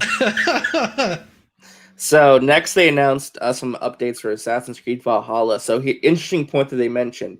That for the first time ever for an Assassin's Creed game, they're going to be supporting it for another year's worth of expansions and content. So instead of making another Assassin's Creed game, they're going to be taking a year just to develop more expansions. What do you guys think about that? So instead of making a new Assassin's Creed game, they're just going to keep building on Valhalla. I mean, I don't know. I mean, I doubt they're not working on a new one right now. Oh, they're definitely working on a new one, but it's not going to come out this year. It's going to come out next year. I mean, I'm up 2 months on that. And go ahead and finish your thought, Eddie. I'm sorry. No, I'm trying to say no. They've done that before, where they took a year off. Only this is a different situation when they're actually supporting the game still, the current game that they already released. But I'm saying, I don't know how to feel because, like I said, Assassin's Creed for me, it's not that, but it's like you guys really you really went away from what Assassin's Creed was before. It's just like. You know, I mean, not that much people even like this game, to be honest. I think it got good enough reviews, a good enough. You know, lots of people bought it, I guess. Good sales numbers. I'm just saying, it's like I know what's the point of still supporting it with expansions and stuff. I mean, they done it before with other games, but I'm just saying, like, a whole year of that shit though. I don't know. The Assassin's Creed franchise, they're trying to make it too much like The Witcher, and make the combat more complicated, and it's. You mean if you go back and play the old ones, and the combat in the older ones is a lot simpler, but it's a lot more satisfying. Yeah, because now the combat in Assassin's Creed games is just a shield and a sword. It used to be, you know, the blades, swords, all that stuff. Now it's just two things they could do, and that's it. And block. It's like, what the hell? That's not Assassin's Creed. Well, are you guys interested in them exploring the Norse mythology? Seems like your character's going to be fighting like the Norse gods, maybe. I think that these new Assassin's Creed games they throw the Assassin's Creed title on it to help them sell. That's all they are. They're not Assassin's Creed games. I mean, I will give them this. At least they're consistent with the plot in the present day. At least they're still going on with that story. But I'm just saying, it's like it was like combat. My least favorite part. Yeah, but no, I definitely like the present day story and they actually did have some good stuff with it. I'm just saying, they've improved on the present day story. Like in Black Flag, I thought the present day stuff was actually really cool. I liked that. Hated it. Even in Black Flag, the story needs a conclusion. Well, they pulled me out because my computer was having problems, so I could have a 5-second conversation with some guy who basically just said R. I'm like, why am I out of the Animus? Like, why am I not being a pirate right now? Okay. Like, why am I not sailing right now? I'm just saying, the present day, the story needs to conclude somehow. So that's why I keep on, talking about the present day stuff. By the way, they connected Watch Dogs to Assassin's Creed set. Yes. They added an assassin in modern day. No, but this time they did it more directly, or it's like, I don't know, it was weird. No, in the first Watch Dogs, the very first Watch Dogs was when they connected it. It was very subtle, though. Yeah, but I mean, in Legion, there's actually you play as an assassin, like one of the members. So see, that's kind of a cool idea because you could actually have like the whole Watch Dogs universe taking place in the present, being kind of like anti-Animus Corporation or whatever, and that could be like a really cool story arc that you could do. That would actually make the present day stuff far more interesting, I think. I don't know. I never got deep into Assassin's Creed. I played the first one for a little bit. It was really pretty at the time. Yeah. There were way too many collectibles. I hated the rhythm focus of the combat. I didn't find it fun. Oh, the very first one? Yes. Yeah, and I kind of checked out of it until Black Flag. I probably spent 45 hours on Black Flag, but most of that was just being a pirate and having a good time. So when I had to play the main story, I had lost all interest. I liked all of them up to even like Unity, even though it was super broken. But after Unity, it started dropping off. My favorite one, Assassin's Creed, is Rogue. Rogue? I love Rogue. People called Rogue a reskin of Black Flag. Yeah, because people don't understand good story writing. No, it definitely is. It's a good story. I just mean like gameplay wise, huh? It's like it is. All of the game. Okay, what's Black Flag is Brotherhood with boats. The gameplay is exactly the same, except smoother.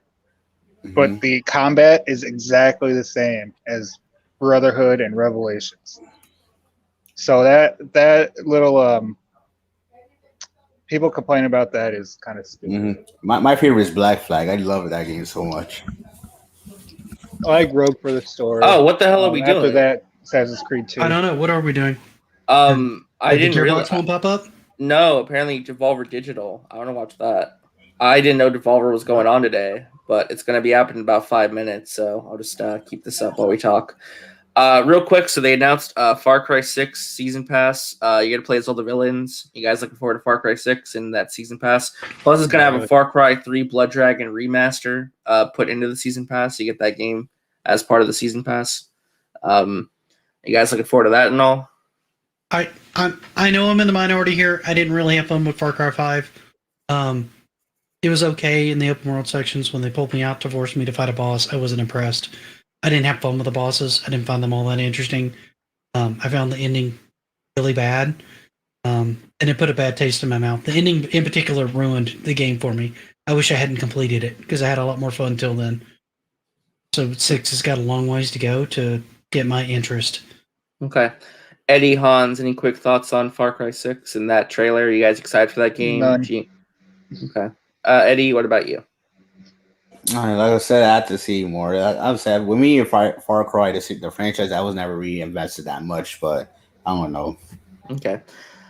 Here was the highlight of the show to me. This is my favorite thing they announced. So they finally confirmed it. They're making a sequel to Mario plus Rabbids Kingdom Battle. It's called Mario plus Rabbids: The Sparks of Hope.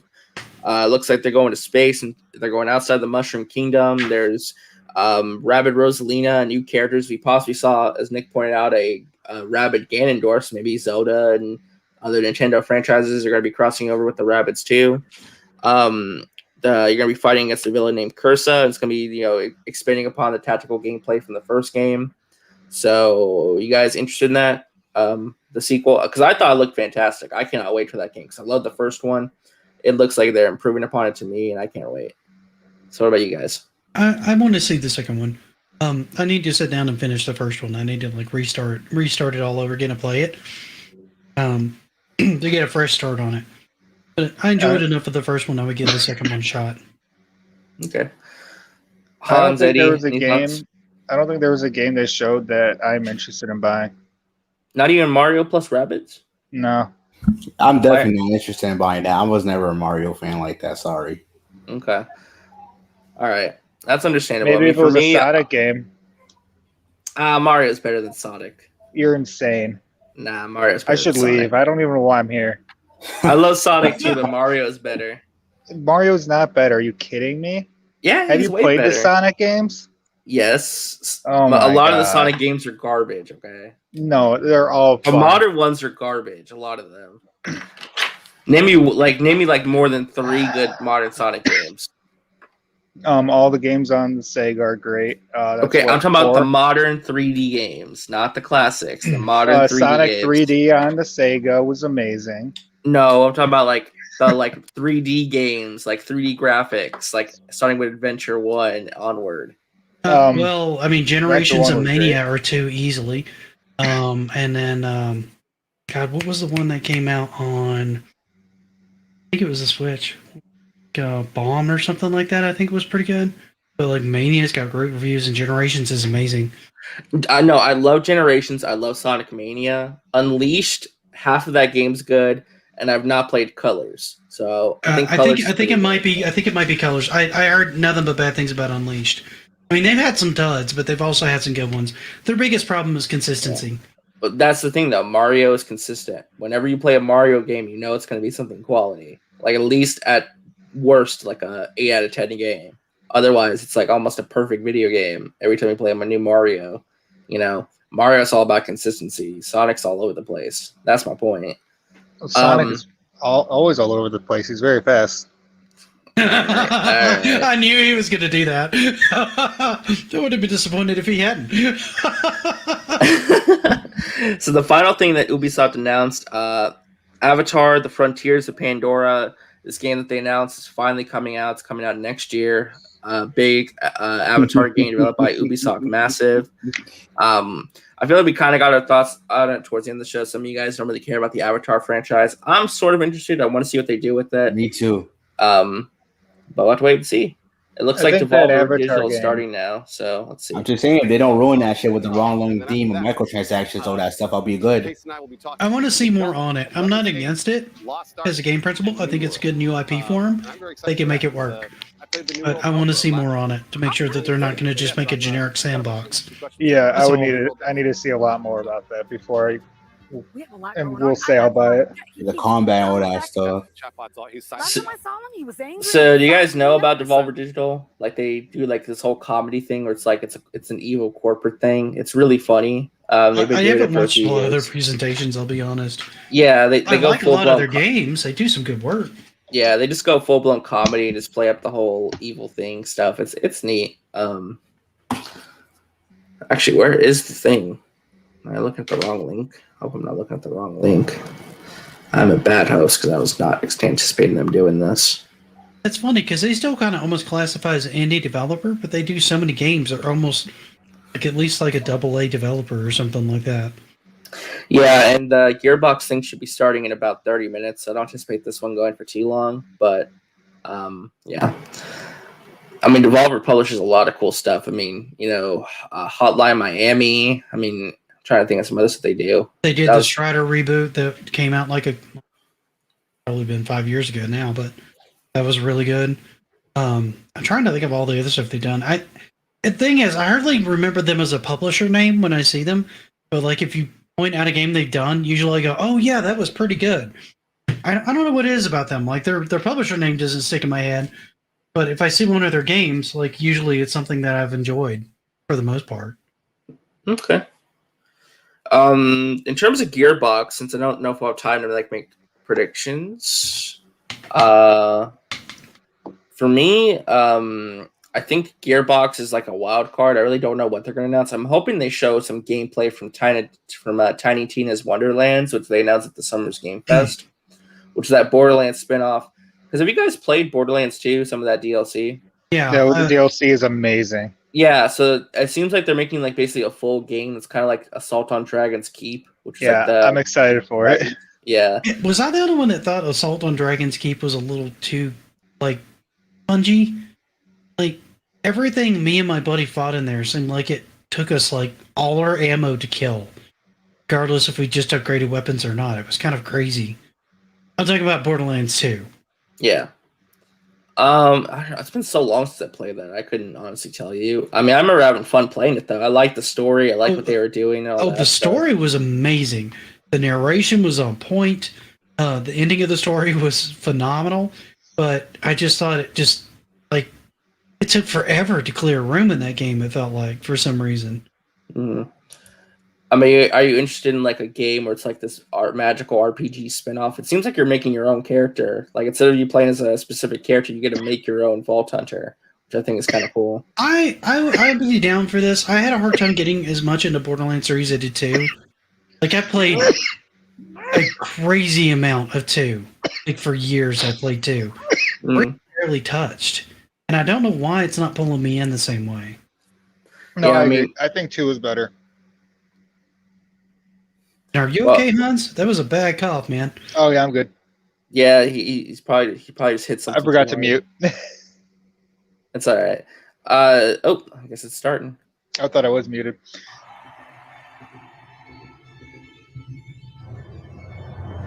This is our first year of bringing you the very best of what video games have to offer.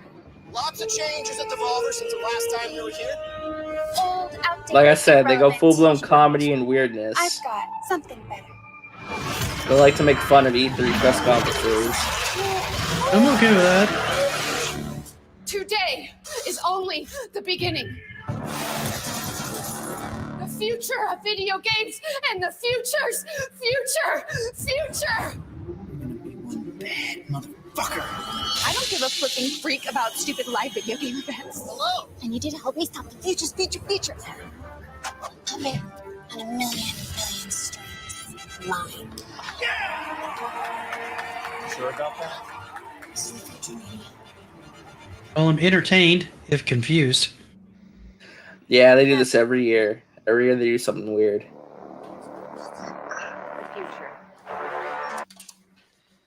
So then, you know, we kind of wrap it up after that. I'm thinking it's like a 4-5-year deal.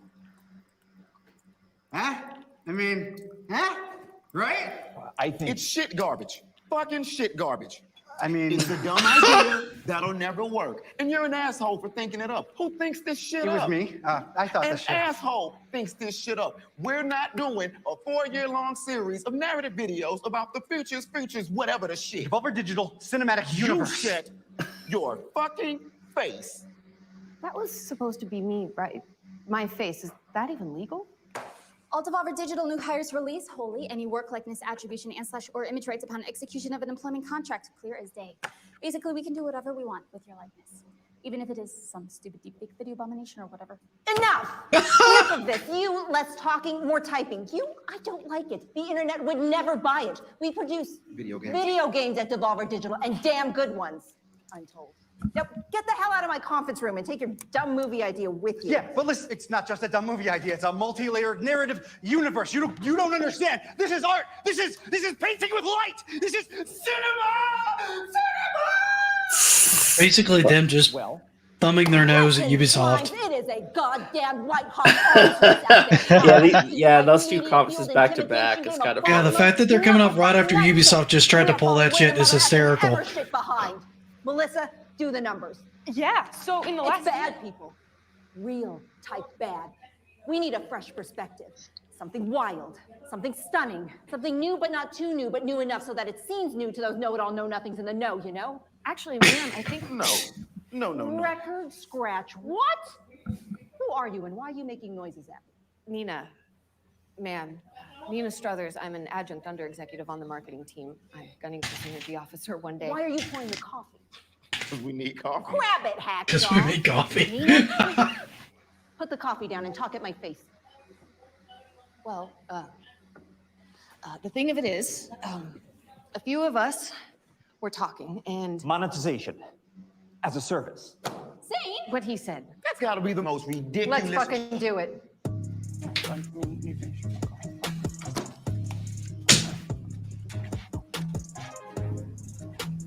For 4 decades, and counting, Devolver Digital has been at the absolute leading edge of technical, social, and humanitarian progress in the burgeoning videotainment market.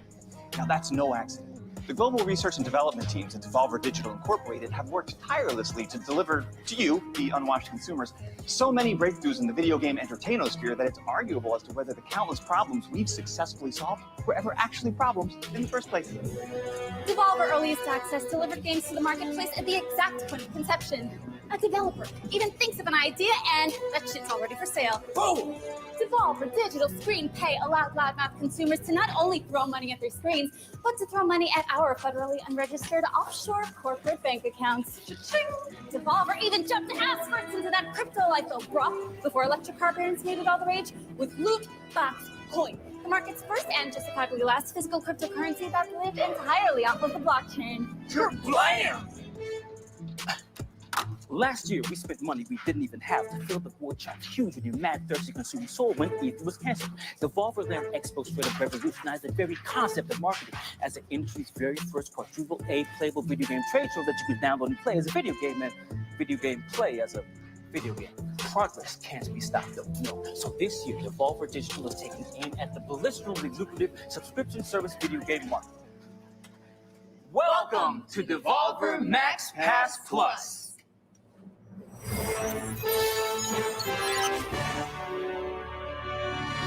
Please tell me this isn't a real thing and they're making a joke. It's a joke, probably. There she is. Welcome to the future. Games as a service. A razor-edged industry shuck jive that has served to convert what was, traditionally, a one-time purchase into a potentially lifelong chain ball commitment to reoccurring payments for video games that, let's be real deal about this, most of you don't even enjoy anymore. Devolver likes to take things further. Dive the big dive, you know? Take That's the supposed to be leap, Jason push Momoa. the envelope, toad the wet Yeah. sprocket. Yeah, I said that too. I was like, wait a minute. We ain't got no home to go home to.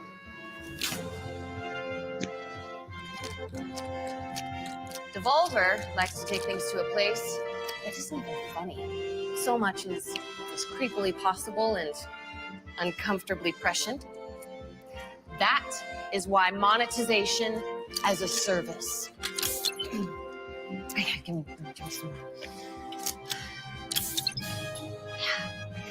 We see it as a groundbreaking new way to keep consumers locked into a semi-regular non-payment schedule with a novel, if not needlessly complex approach, wherein a top-tier service subscriber, that is you, look at you, is granted access to dozens, if not hundreds of dozens, of premium purchases at the low, low monthly price of no cost to you for the subscription itself.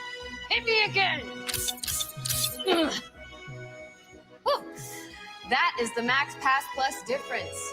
You simply apply, and your credit competency, work history, genealogical strafe vector, total lunar payload weight, environmentally induced super selection state, and very first magic deck are evaluated on a 29-point density matrix, and boosh, you're absolutely Rose Street.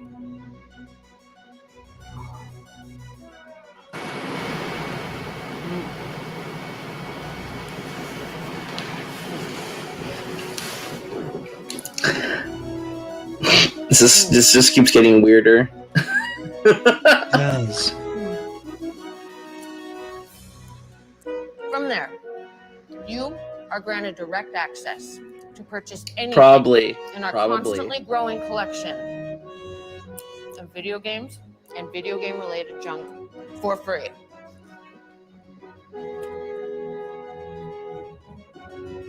Well, not the purchases. They're not free. That would be insane.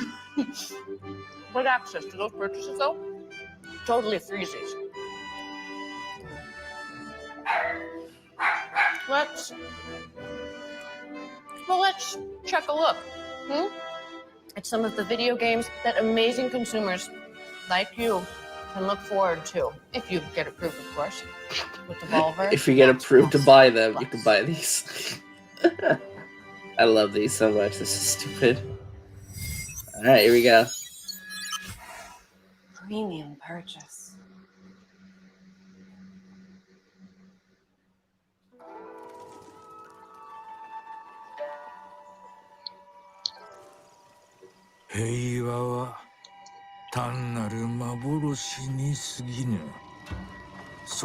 Audrey's subtitles. Yes. 己の行いを悔やまずともよい。武士道というは死ぬことと見つけたり。All right, this looks badass. I like the art direction. It's very this is samurai movie-esque. 守るべし。己の命が。 It's like Kurosawa. Trek to Yomi. Cool.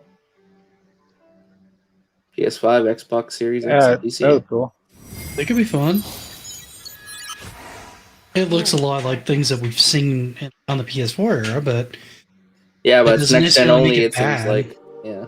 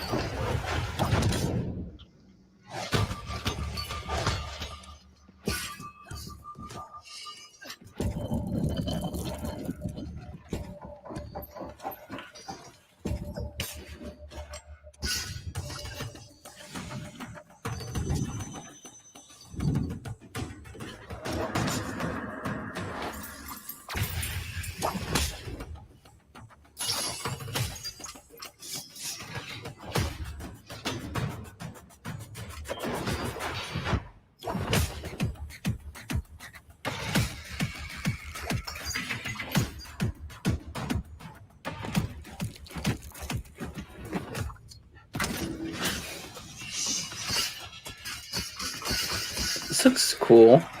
It does look cool, but I can't tell what type of game it is. It almost feels like a roguelike. Yeah. Steam Early Access June 22nd. That's in 10 days. Fashionable. Now that's a phrase. A phrase that goes lock, stock, hand in hand with gamers. An exclusive state of being, if you will, to which only the most adroitly premium amongst us could ever truly endeavor to gain entry. Until now. No. That's this, not this. I'm snapping, damn it! Being fashionable is a natural extension of the Devolver Max Pass Plus premium purchase experience. Brought from us to you by Devolver's own Central Textile Manufacturing and Weaponized Branding Entity subgroups. We would like to present to you our newest collection of exclusive garmentry, only available to the Devolver Max Pass Plus survivors. I mean, subscribers. Oh, hi. Shut up. This collection of fashionable, comfortable, and catastrophically unaffordable formal wear was designed and manufactured entirely in-house by an elite selection of our most popular and attractive interns, to whom we've given key action words and access to an internet-connected device and, shall we say, joie de vivre. You may go. Bye. As with everything else in this presentation, the Devolver Max Pass Plus exclusive merch collection is, well, exclusive. Only available to subscribers in a premium purchase, not at all in the subscription fee you may or may not, but may be paying. Fashionable. Am I right? Now, let's take a deep breath and take a peek at these two premium purchase products that will be available to you soon. The adoring Devolver Max Pass Plus Survivor. Subscriber. Oh, man. Yeah.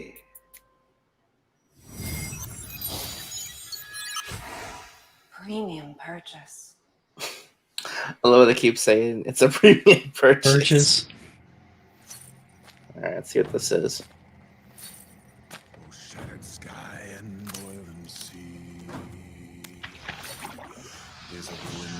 Is that Vivi from Final Fantasy IX?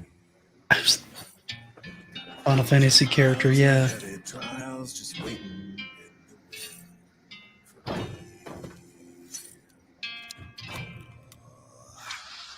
With a howling storm and a raging fire, I'll see it through this fool's eye. It's a hope that feeds its funeral pyre. What a very mind.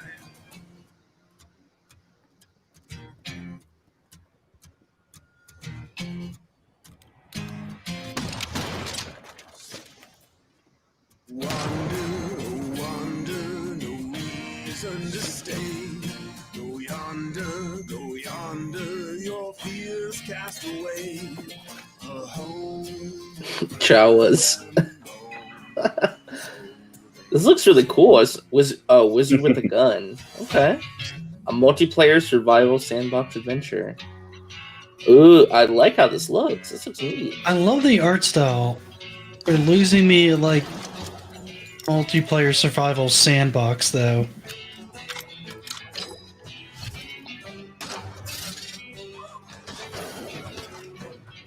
I'm always leery when somebody puts that into a game.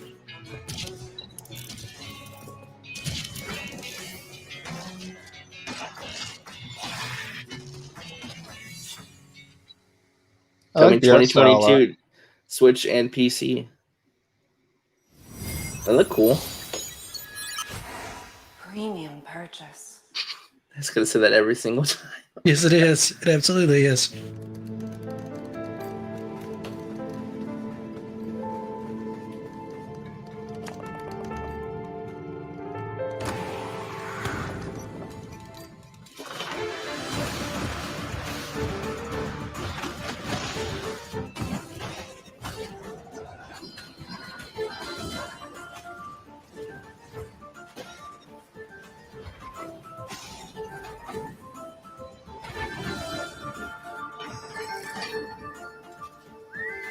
Kind of Diablo-esque. Yeah. A little bit like Hades too. Yeah. Well, Hades feels very Diablo too, so that makes sense. Another one I had a hard time getting into is Hades. Gameplay was fine. I just didn't really care for the repetitive nature of a roguelike. Why this is giving me a Diablo meets Zelda vibe. Yeah, I could agree with that too.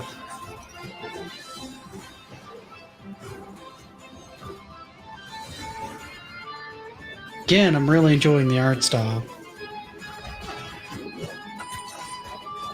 Music's good too.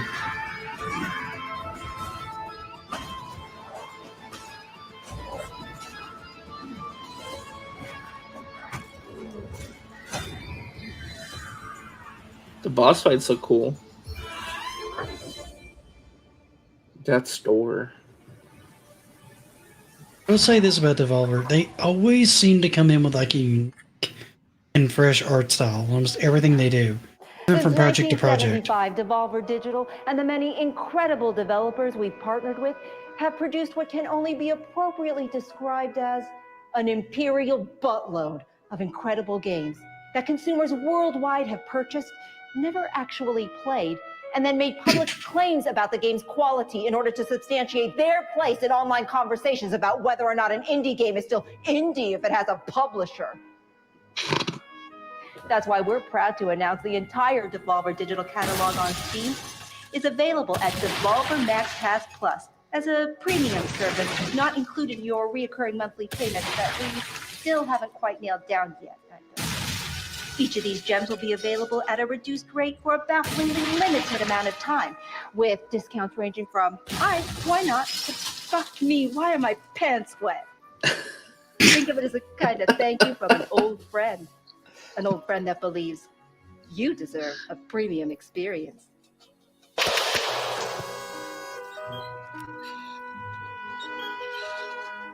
Visit DevolverMaxPassPlus.com for more information.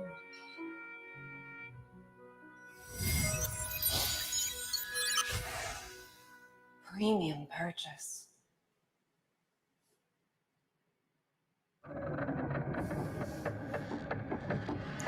From the creator of Pony Island and the Huts. Inky Black card-based Odyssey.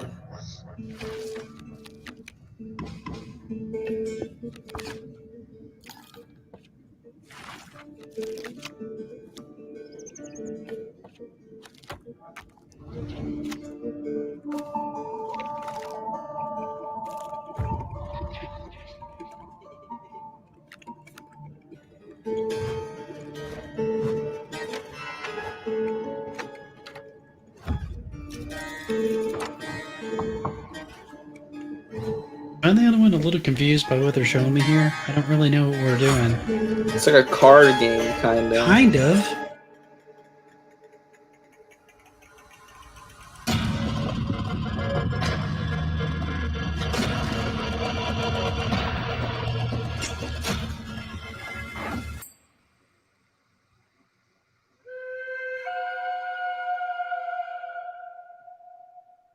Okay. That was interesting.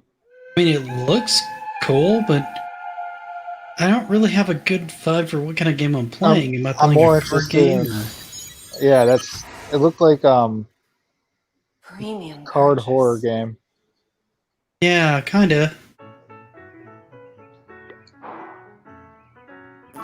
Hey, kid! Do you love video games? I'm a grown man. What are you doing in my bathroom? Do you love video games?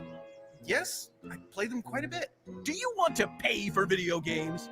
Not at all, no. What if you could play a game for free, but then later we charge you for cool stuff and make you watch ads for minimal benefit to you, the consumer? That doesn't sound as great. Tumble time, it's tumble time. Pick up your phone, it's tumble time. Ignore loved one. So Reprioritize your life. Let it consume your very being. Turn real money into pretend money and spend it. Collect your favorite characters that you've never even heard of. Is this just them making fun of mobile games? I feel like it is. Your phone, it's tumble time. They're actually advertising a mobile game. Feature physics-based puzzle gameplay, elegant monetization, and strategic brand integration. Choose characters from a loaded roster of your Devolver Digital faves and rack up major, huge, big-time game points by matching and clearing the impossibly adorable heads on the tumble. We mentioned that it's free, right? Because it's free. Except for the ads part, where there are ads, because of course there are ads, because nothing is ever really free. Get hyped and unleash each character's special move and clear chunks by creating and activating chaotic chain reactions. Pre-register for Devolver Tumble Time on the App Store and Google Play by visiting devolvertumbletime.com. Whoop, hey! Nina!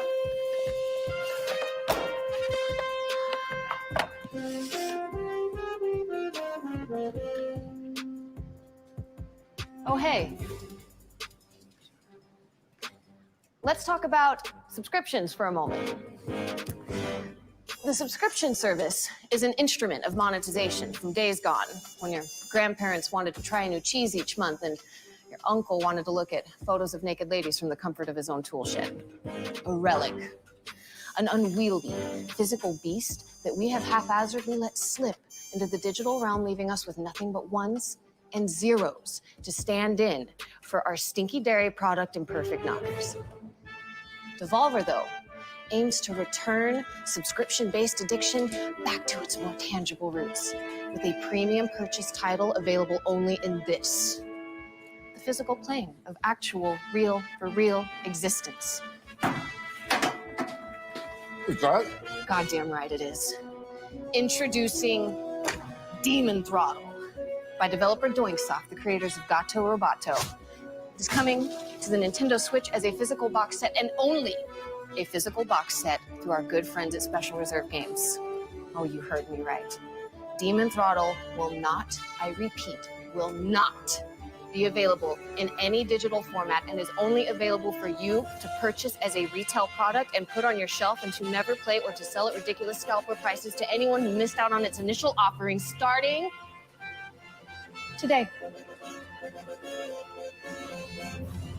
Check a look.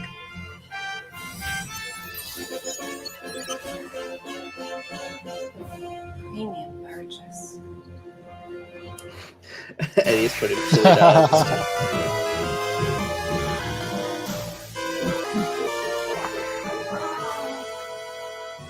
This looks cool. Just my luck. Alright, I dig this.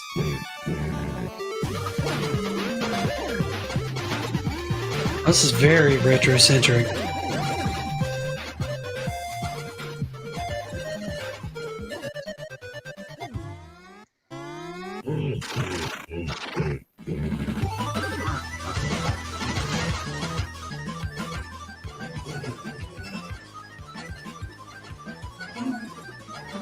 Alright, so it's definitely a bullet hell shooter.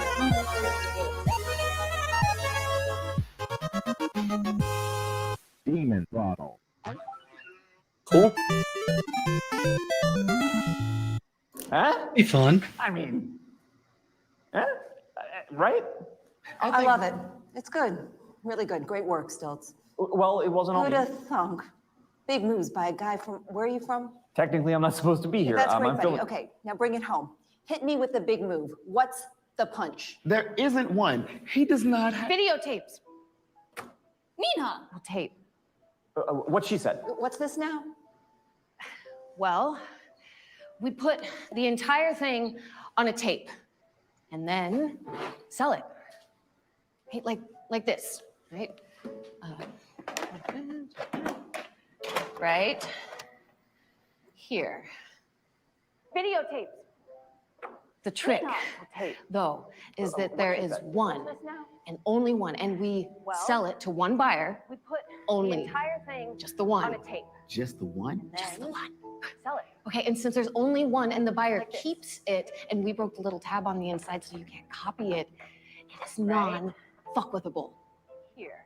A non-fuckwithable tape, right? NFT for short. It's gonna be a thing. Can we do this? Can this be done? It's actually already been done. Okay, the one copy of this entire presentation on tape, the one in this player right here, is available online. For the first Devolver Max Pass Plus Triple Platinum Elite Gold Star Magnum Double XL tier subscriber to go to devolvermaxpassplus.com and buy it. Okay, it is totally non-fuckable. It does no damage to the environment, to the energy grid, or the global technology supply chain, because it's just this. Hey guys, the Gearbox thing is starting. I'm going to switch over. Or do you guys keep watching this? In a box, Mark, I gave me the wait. This is honestly, all this has been way better than anything Ubisoft gave me. Yeah, I agree 100%. I'm way more interested in what they're doing right now. Yeah. No, it's definitely a lot of fun, for sure. So I if you want to keep, I think the Devolver thing was winding down. I just wanted to make sure that we. Yeah, let's ramp into this one. We can always kind of go back and see if there's anything else later on the Devolver one. But I agree with you. I think they were about done. Sociopathology, supply chain management, and storytelling with a European sounding accent. That was very entertaining. Some of those games look really cool. So that Devil's Throttle, apparently it's only going to be a physical copy. You can't get digital. It's only going to be a physical cartridge, which is really weird. We can shape you into the looting, shooting vault hunter you've always believed you could be. At the College of Gearbox Publishing, we offer advanced degrees in Norse mythology, projectile meteorology, or regular meteorology. You can even write your thesis on the deification of gravity. Finally, I think it's the first time Gearbox has ever done a conference, by the way. This is going to be really interesting. Specialties in badass bunkernomics, history of magic, enlarged vehicle maneuvering, and yes, even Hollywood filmmaking. Did you hear we're making a Borderlands movie? It's true. Let's learn more about all the innovative opportunities. I'm very nervous about your Borderlands movie. I'm looking forward to it. I don't know if I'm sold on live casting. I'm not. Here we go. Let's see.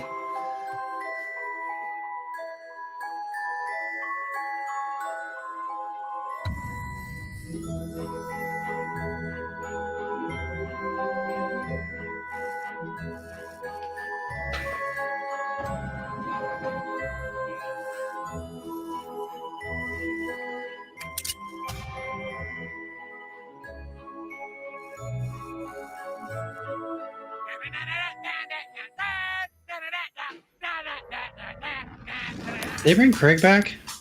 Yeah, he got his own DLC expansion focused on him.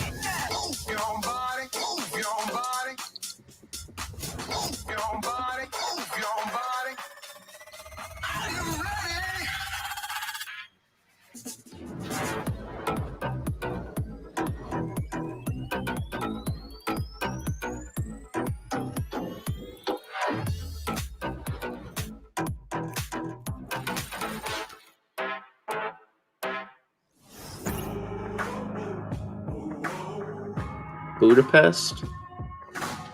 Hey everybody, if you don't know me, I'm Randy Pitchford, the founder of the Gearbox Entertainment Company and executive producer of the Borderlands franchise and all of the great games that we do at Gearbox. I am right now on the set of the Borderlands motion picture, in development, in production. We're shooting. This is a live soundstage, and I thought, since I'm here, wouldn't it be cool if I walk you around a little bit and show you some of the cool stuff that we're doing? Let me walk you this way. This is a live set. There's guys working on the movie right now in real time. We've been everywhere. We've been in the caves of the Caustic Caverns. What's up, haters? We've been I love they're covering her up so you don't see the costume. Quarries. We've been in the stone. Wait, did they have Ariana Grande doing Tiny Tina? Actually, look. This Ariana Greenblatt. Hey, Eli, okay, I was about to say This is Eli Roth, the director. Eli Roth is directing. Hey everybody. This is E3. These are our gamers. And you got Edgar. I know. We have so much. He doesn't exist in the game, but he exists in the movie and in real life. It's Edgar Ramirez. Well, Edgar Ramirez's character Atlas exists hypothetically in the game. We've never met him before in the game or in real life. We're meeting Atlas for the first time in this movie story. I'm so stoked that you're doing this. Thank you, man. I'm very happy. This is going to be a blast. Congratulations. Oh, thanks. Look, I feel like we're just getting started. The whole point is to entertain people, and this movie that Eli's making, it's unreal. I don't want to say what we're filming, but it's lots of blood, lots of guts. It's totally bonkers, but it's also very Borderlands. I have learned how to twirl a Vlad off. You know what? I think we should. Let me show this. Yeah, we can show that. This is the stunt one. This is video game fans will recognize this is the Infinity. It's a Vlad off Infinity.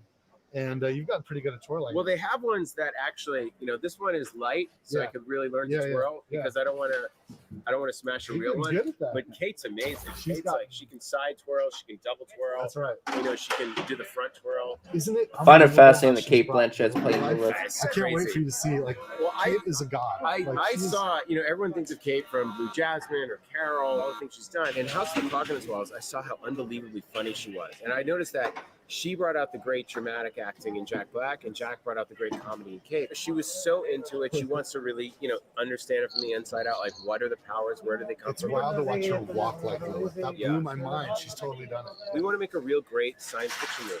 We don't want to just make a great video game adaptation movie. I just want it to be a great. Well, that's the key, great You just have to make a great sci-fi movie. Period. And it's really come to life. So for Borderlands fans who play the video game, if you have people in your lives that you want to introduce to Borderlands but aren't going to play the game with you, this movie's how you do it. You can bring you got to get them to Borderlands to the movie. That's how you do it. We want this to introduce them to Borderlands. They're going to love it. We want this to be like a gateway drug for the non-Borderlands fans. I mean, look, the great thing about the game is there's so much to it that you're telling 80 hours of story every time. I mean, people can live in the world, so we have to create a different experience. Yes. The experience has to be thrilling in a different way and exciting. Have all the things that the fans love. Easily the best cast I've ever worked with, but like just a world class. Jack Black is Claptrap, Kevin Hart's Roland, Tiny Tina, Krieg. Like we see way Florian's playing Krieg. Florian is killing it. Ariana is Tiny Tina. Kevin is Roland. I mean, Kevin is a man on a mission. I can't believe he's watching playing Kevin full action star. go full action. Was Mordecai there? He's really going to surprise people. I think so. I couldn't tell. And I know they flashed the cast really quickly. Lisa, our first get a shot. You go get him. You go to work. All right, come with me, guys. Come with me. I'm going to see if I can find Ari and one of the producers and Emmy. The Arads are legendary. Hey, Ari. Can I interrupt you, man? Guys, this is Emmy and Ari from Arad Productions. Ari Arad is made. Oh, I thought that was Avi Arad from Spider-Man. I was about to say, what the hell? I did for a second too. I was Marvel, like, what the fuck? Because Avi Arad was the founder and the CEO of Marvel Studios, and they created a movie called Spider-Man, and then Iron Man. I believe you're the executive producer. Yeah, I worked on that one. You worked on, and then the X-Men, and then the Avengers, and Well, Avi Arad works for Sony. Movies of all time. Geese is just like, hurry up. The pitch you gave me was, hey, that was cool. We figured it out with comic books. We think that video games. Have you guys noticed the theme though? It's a lot of movie stuff at E3 this year. I know that's just me, but there's like all these press conferences about our movies. Kind of a jerk. I'm gonna turn my lights off and take a nap. Tell me when they're actually gonna show a game. Get your pillow. Get your pillow. I'll be right back. I actually am gonna go get a pillow. I'll be right back. No, I have my pillow on me. Making these incredible films. And I wanted to make sure that if we were going to partner with somebody on the film side, that it was with people that cared about our universe, cared about our fans, and cared about the character and the worlds that we created, and was going to actually develop it. Not just, a lot of these guys will collect options and just throw it at studios, just see where they can get business done. And I probably beat you up for like 2 years plus. Oh yeah, we called it dating for 2 years. Yeah, exactly. I remember. You remember we were dating for years. Yes, and but we did a deal, and it's been a long road. Yeah, you know what? We're here and we're psyched. It's been worth it. Feels like we used that pretty well. I can't. Oh, thank you, cool guy. I appreciate that, man. Thank you for coming over and subscribing. That's what this is all about, building this channel up, Thank you. Oh, yeah. I apologize if I start snoring. No, it's okay. Look at this. We have a really funny shot. Oh yeah. With the trash, we should be shooting it behind the scenes. I was told that we can't. I don't think we can give it away, but I think that for him, anyways, for our behind the scenes, we should get it. Oh. Can I just want to see the characters in costume. God damn it! This is Eli. This is Ari. Oh, they don't want to show us that yet. No, this way. Couldn't show you anything. Show me the characters in costume. You're not going to do that. Okay, so guys, it's going to be an amazing E3. Borderlands the film is going to be absolutely incredible. We've got some cool stuff to show you. I know some of you are interested in seeing more about the new game that we have announced and learning more from Gearbox Publishing. So you're going to get all that. I wish I could be there in person, but since we're digital, we're going to do it this way. Thank you guys, and I'll catch you later. Cheers. All right. Among the many We're going to talk about the games now. By Yes, University, apparently. Make sure you check out. Come on, you guys are going to promote the Science movies, by but you're not going to solving show us the puzzles costumes or you can anything? contribute Come to on. Real-world research. My cat is displeased. Gut microbiome. For you freshmen in the Hold audience, here's our leading scientist, Mayim Bialik. By playing Borderlands 3, you can contribute What the hell, to real-world Gearbox? scientific What the research hell? that helps real people. What the hell? We'll be directly helping our scientists organize Seriously? and compare this. This is what you've got. The hell? Poop train. With Borderlands Science, you too can be the conductor of the poop train. And while you'll reap in-game rewards when you play, the real reward is knowing that you're making the world a better place. Gearbox University. We're not even charging tuition for this. It's the cats. Alright, what is this? Footage from The Homeworld Homeworld game Remaster? started in the mid-90s. It would be the first ever truly 3D RTS.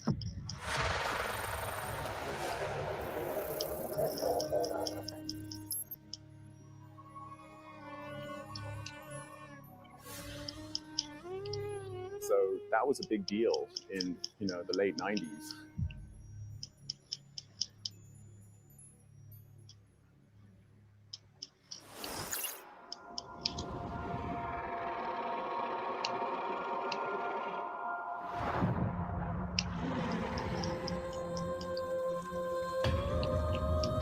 Oh, here we go. Is this Tiny Tina's Wonderlands? Is that what this is?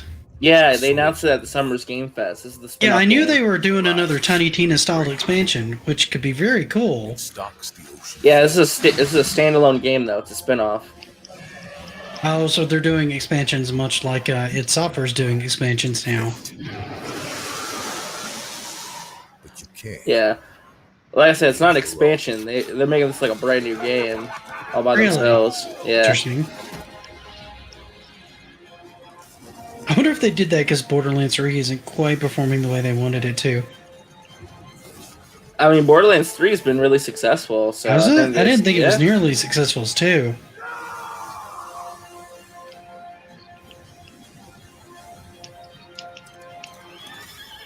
Butt Stallion.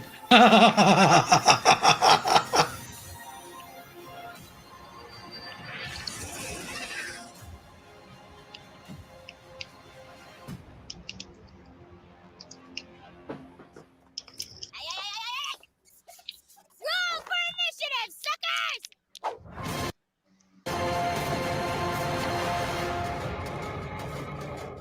God damn it, I'm gonna buy that just because of that one screen alone.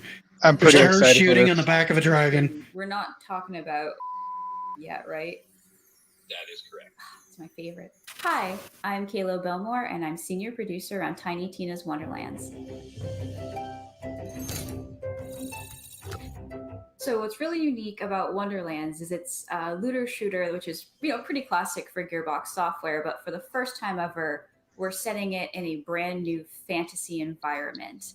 Even though it's inspired by some of the content we've made before with Assault on Dragon's Keep, a fan favorite. Roll for initiative, suckers!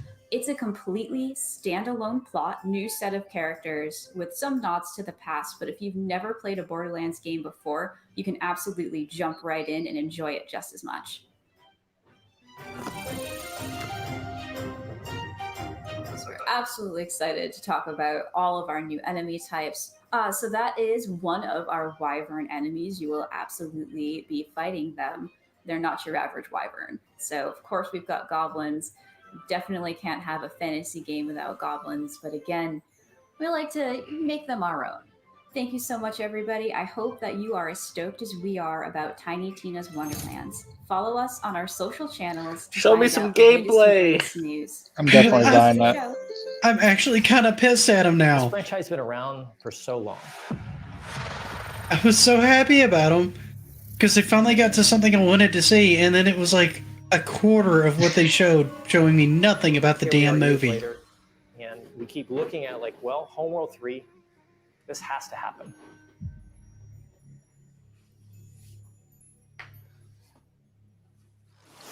They're really excited about a game franchise I've never heard of. Midgard, and you have been chosen by the gods to protect this realm. But your first task is to find some new clothes that aren't as drafty. Your tribe's journey starts in the wilderness. Hunt down pets, gather rare resources, and explore the untamed world. Once you've plundered all you can carry, return to your village and use those resources to forge Viking-worthy gear. You must protect the seed of Yggdrasil at all costs, or this world and everything in it will be destroyed forever. So take heed. Ahead things rise when the sun sets. Destroy these dark spirits before they destroy the seed. Each victorious knight makes way for a new day, to venture into new lands, build to greater heights, and face fiercer creatures. And with great risk comes great rewards. But be careful, you're of little use to Midgard squashed by a troll. Craft legendary weapons, build deadly defenses, and grow the strength of your tribe, because those giants are on their way. And it's time for us to end their path of destruction. Let's show them our might is greater than their height. As the saying goes, Valhalla! Can't wait! Kind of looks fun. Yeah, it looks interesting. Is that going to be like online co-op or something? What is that? Probably. It's always Hello everyone, online my co-op. name is Jen Maroda. I'm the creative director at Northville. We're just under 2 months away from finally launching our upcoming 10-player co-op action RPG, Tribes of Midgard, and deliver it to you on July 27th on PS5, PS4, and Steam. In Tribes of Midgard, you play as an Einarjar, a glorious Viking hero that's been returned to Midgard in order to protect the seed of Yggdrasil, the world tree. Every time you start a new run, you would want to go out and explore this new world, gather some resources, fight enemies, and return to your village in order to craft better equipment and tools to help you survive. You can also upgrade and fortify your village, because each night, creatures from hell will emerge from the depth to attack your tree. Make it through the night to go back out to raid enemy camps, dwell in caves, take part in events, go on quests, build anywhere, and of course, loot countless items to gain experience and level up your Viking. We now have 8 classes in the game, each with their own abilities, specificities, and playstyle.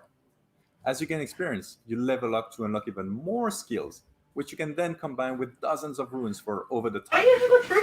But those nightly creatures aren't even your biggest threat. You must get ready and prepare for your biggest challenge, and I mean biggest challenge to date. I fell asleep Every couple during of the days, a giant will emerge and walk towards your village with the intent of destroying the seed of Yggdrasil. You must stop it and take it down, whatever the cost. Otherwise, it's game over. You can of course play Tribes of Midgard completely on your own, but we highly recommend that you bring along 9 friends to thrive together. We cannot wait to share more information about this ever-growing epic saga in the weeks to come. In the meantime, you can already pre-order the game right now. Hey, Bradley, for what's up, man? exclusive items and be among the first to defend Midgard against Ragnarok. Because as they say, Valhalla can wait. Thanks for watching. Sail.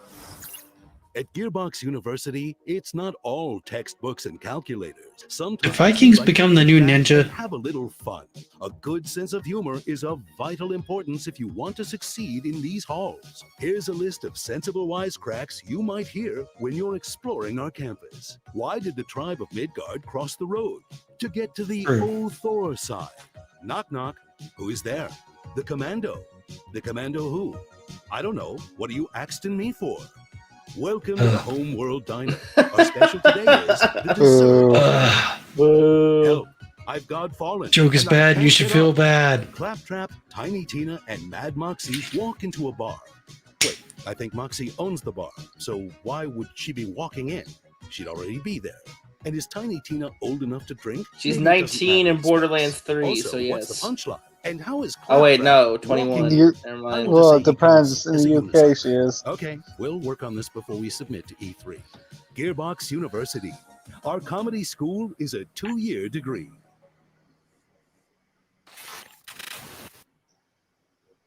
All right, can we get some games now? Probably not. Oh, Godfall. This game came out and kind of died with like a wet fart in the wind. Yeah, You know? it did not. PS4? Wow, they're bringing it to PS4. That's surprising. Okay, I guess it didn't sell well enough on the 5 then. I don't know how it's gonna work on PS4. It was built for next gen. Our duty is to carry the burden of war. I was gonna pick this up, and then it got review bombed so hard. I'm like, maybe I'll wait till it goes cheap. What fun is death when death is the end of our fun? The darkness has breached reality. It is time, my champion.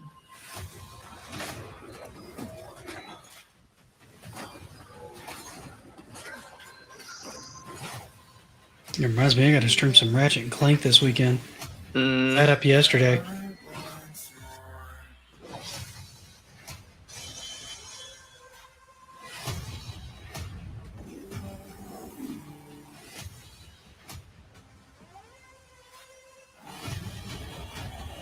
We both know how this is going to end.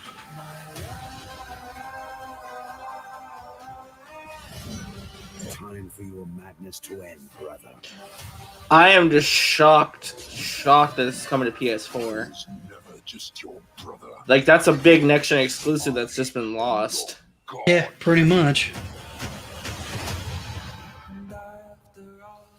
Well, if it's coming to it's coming to PS4. Do you guys think it's going to be more successful?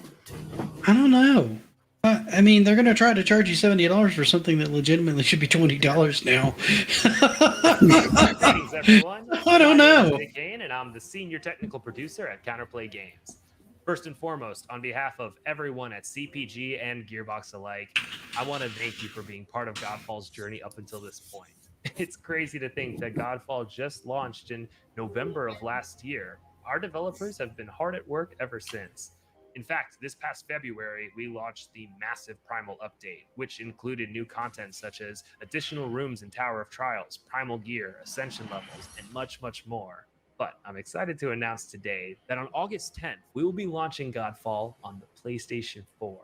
Not only that, but owning Godfall on the PS4 entitles you to a free PS5. What if you own it on PS5? Cross-gen play, so PS4 and PS5 users can seamlessly co-op together.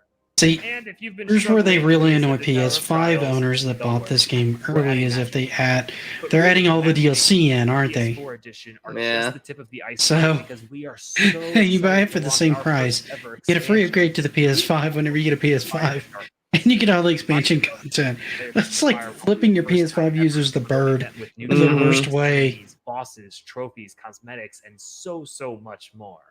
But alongside Fire and Darkness, we're also releasing a free. Hey, content Nick, update, Ray has a which we're question for calling you, the by the way. Lightbringer update. Yes, I You do? absolutely do. I thought I answered her in chat. I absolutely do, Ray. Okay, my bad. I wasn't paying attention. Lightbringer.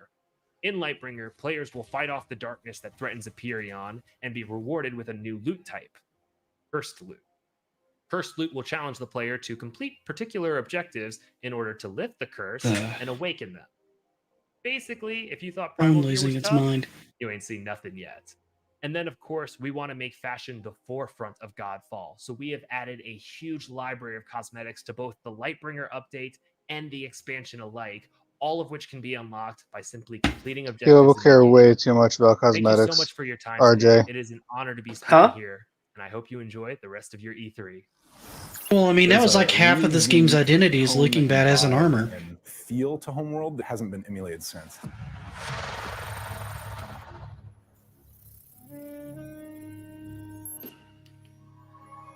shit to pop up through. Why do they stream. keep bringing up Homeworld during this? It's not a remaster. It is Homeworld 3. It is the next Homeworld. You could test it, Rhea, by going into Streamlabs and sending a test. It should pop up in OBS if you get your link proper, I believe. So I think you can test it, yeah. Don't forget to try out our extracurricular activities. Show off your Shutterbug talents in the photography club. Make lasting connections in our chapter houses. Or if you're a boring person, you can always try out for the debate team. We also I can try to hook up with you a little bit later and see if we can get it working. I'll play with it on my end and then we can walk you through it. Try to get you set up.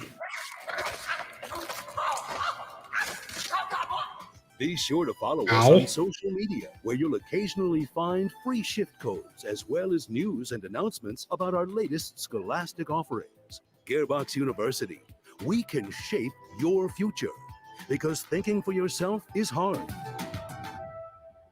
Now, go buy all our games. We're back. I hope you guys had an awesome presentation from all the Gearbox games. Is that it? That's all you're showing? Are you kidding me? You better show outside something from the movie. Kevin Hart's trailer door. I'm just gonna. You guys want to meet him? I think. Okay. he wants to meet you guys. Okay, let's go. Come on. I don't care about this. Hey, Kevin, you got At least a it's something.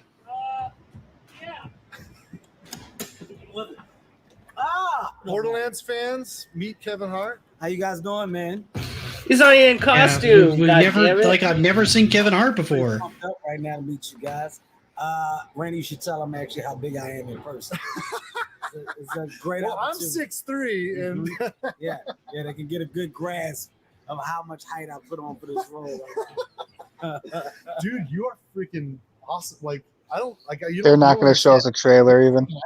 No, This is they're not. amazing watching you play. You know You're what? blowing my mind. I'm going to say I'll one-up you. I'll say it's amazing for me to have the opportunity to portray the character of Roland, of course, who you're very familiar with, because this is your creation. I think the biggest and best thing is It's so weird seeing Kevin Hart play Roland. No idea what I'm It seems weird because Roland seemed like he was at least like 6 foot, and Kevin Hart's like 5'4". How much preparation I decided to put into this particular character in this role. You got no idea. You got no idea. You don't even know what's under this jacket. OMG! It's metal! You got no idea. My job is to come in, not only be prepared, but to shock. And I think right now this is what we're doing. We are doing it. I've seen some pretty, like, it's intense. It's no one's ever seen you like this before. No, I can honestly say, man, Eli is doing such a phenomenal job. He's directing. It's also fun to work with him. He's working his ass off. Well, everyone's working their ass off. Absolutely. You got an amazing cast. Kate, Jamie, Ariana, myself, Flo, our director, Eli, Jack Black. Jamie Lee Curtis is playing Tannis, by the way. Shouts out to you, your team. Yeah, I already had a discussion with somebody on that. I don't really think she quite fits that part. She's an amazing actress. Pandora knowers. But I don't know that I completely agree with her for that part. Okay, you guys that know and love this world, I promise you, you're going to be in complete awe when you see how real we have made it become from a place of visual. You know, you're going to. I think Nick's face froze. I don't know why. Oh, I know why. I brought up OBS. That's my bad. That's not good. I was looking up something on OBS and it freaked out the camera. I may have to jump out of here and jump back in. Hold on, give me a minute. You'll know why later. Take it easy, Kevin. Thanks, man. Holy crap, you I can guys. stop the camera and start I it. can't wait for you to see this movie. It won't be long, but we still It's got a still lot of work. frozen. We're a little bit more than halfway done with the production. That's kind of awesome. But you know what? Back Okay. Just leave it like that. Just leave it like that. That's funny. That I'm here representing on behalf of. Are you really not going to show anything from the movie? We're hard at work making new stuff. They're really not. So, check this out. This is a waste of time. They're not showing hardly anything for Tiny Tina's that you probably haven't already seen. They They're already not showed. showing- Yeah, they already announced Tiny Tina at the Summer's Game Fest. I thought we were getting gameplay. I mean, their big announcement is fucking bringing Godfall to the PS4, and that Vikings game, which admittedly looks kind of fun. I don't think that's like a AAA game or anything, but it looks fun.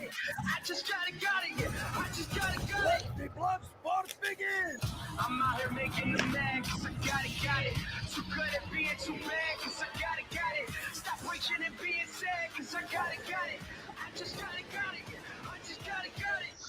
Jesus, H reindeer games, my dude. Alright, I'll be right back. I'm tired of being frozen. Alright, see ya.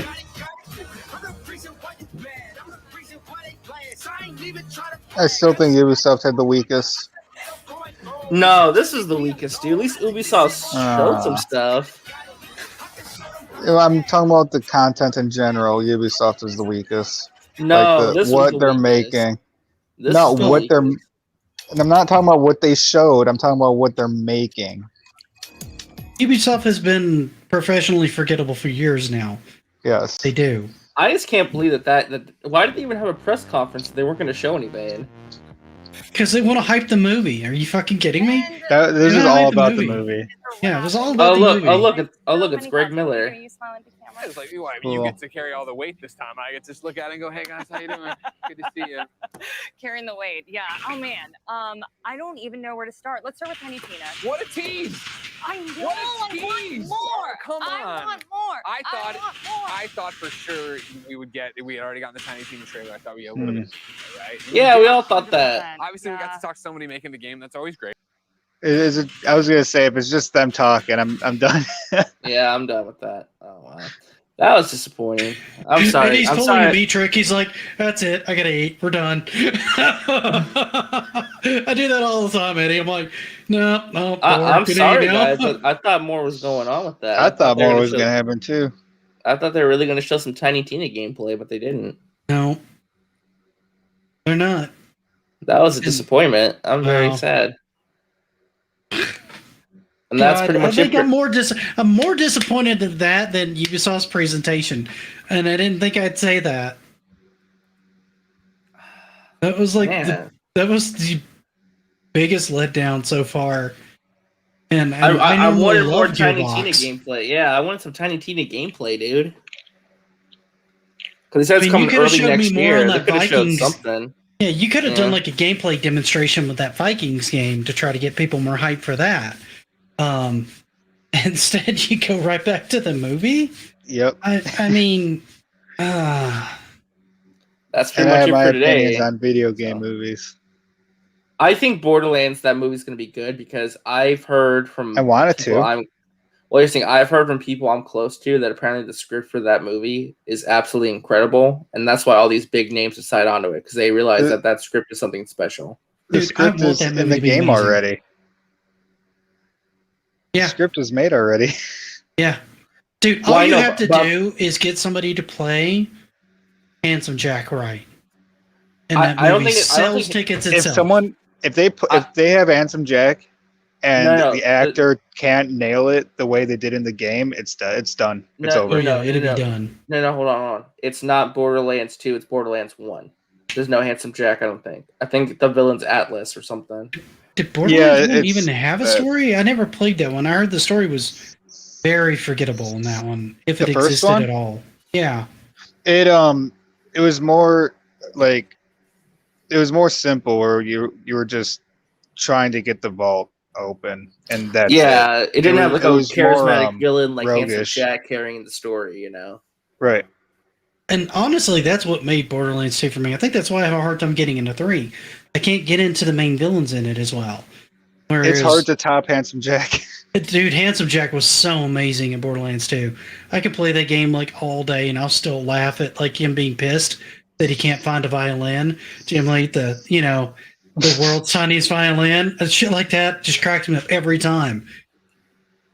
I love it. Borderlands 2 is one of my favorite games. Yeah. I've played, I don't know how many hours I've played of it. Dude, I've been playing it since it dropped on the 360, and I still occasionally pick it up and play it. That's how good that game is. So out of the 3 stuff we watched today, Ubisoft, Devolver, and Gearbox, what was the best? Revolver. Digital Devolver crushed everybody. I'm actually interested in like everything they showed us. Yes. I'm in the same boat. I at least want to try it or see more of every single one of those.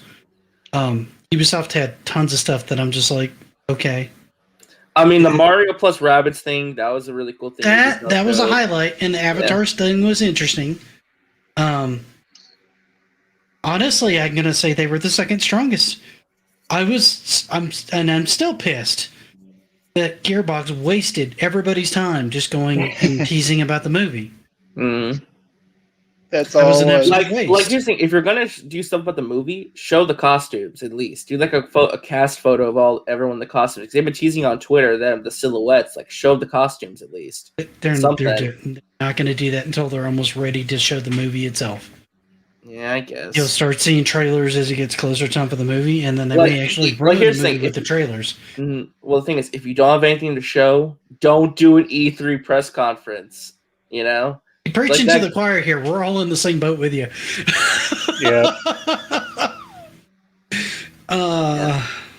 But tomorrow should be interesting because tomorrow is probably the biggest day outside of Nintendo. Tomorrow is Xbox and Bethesda and Square Enix.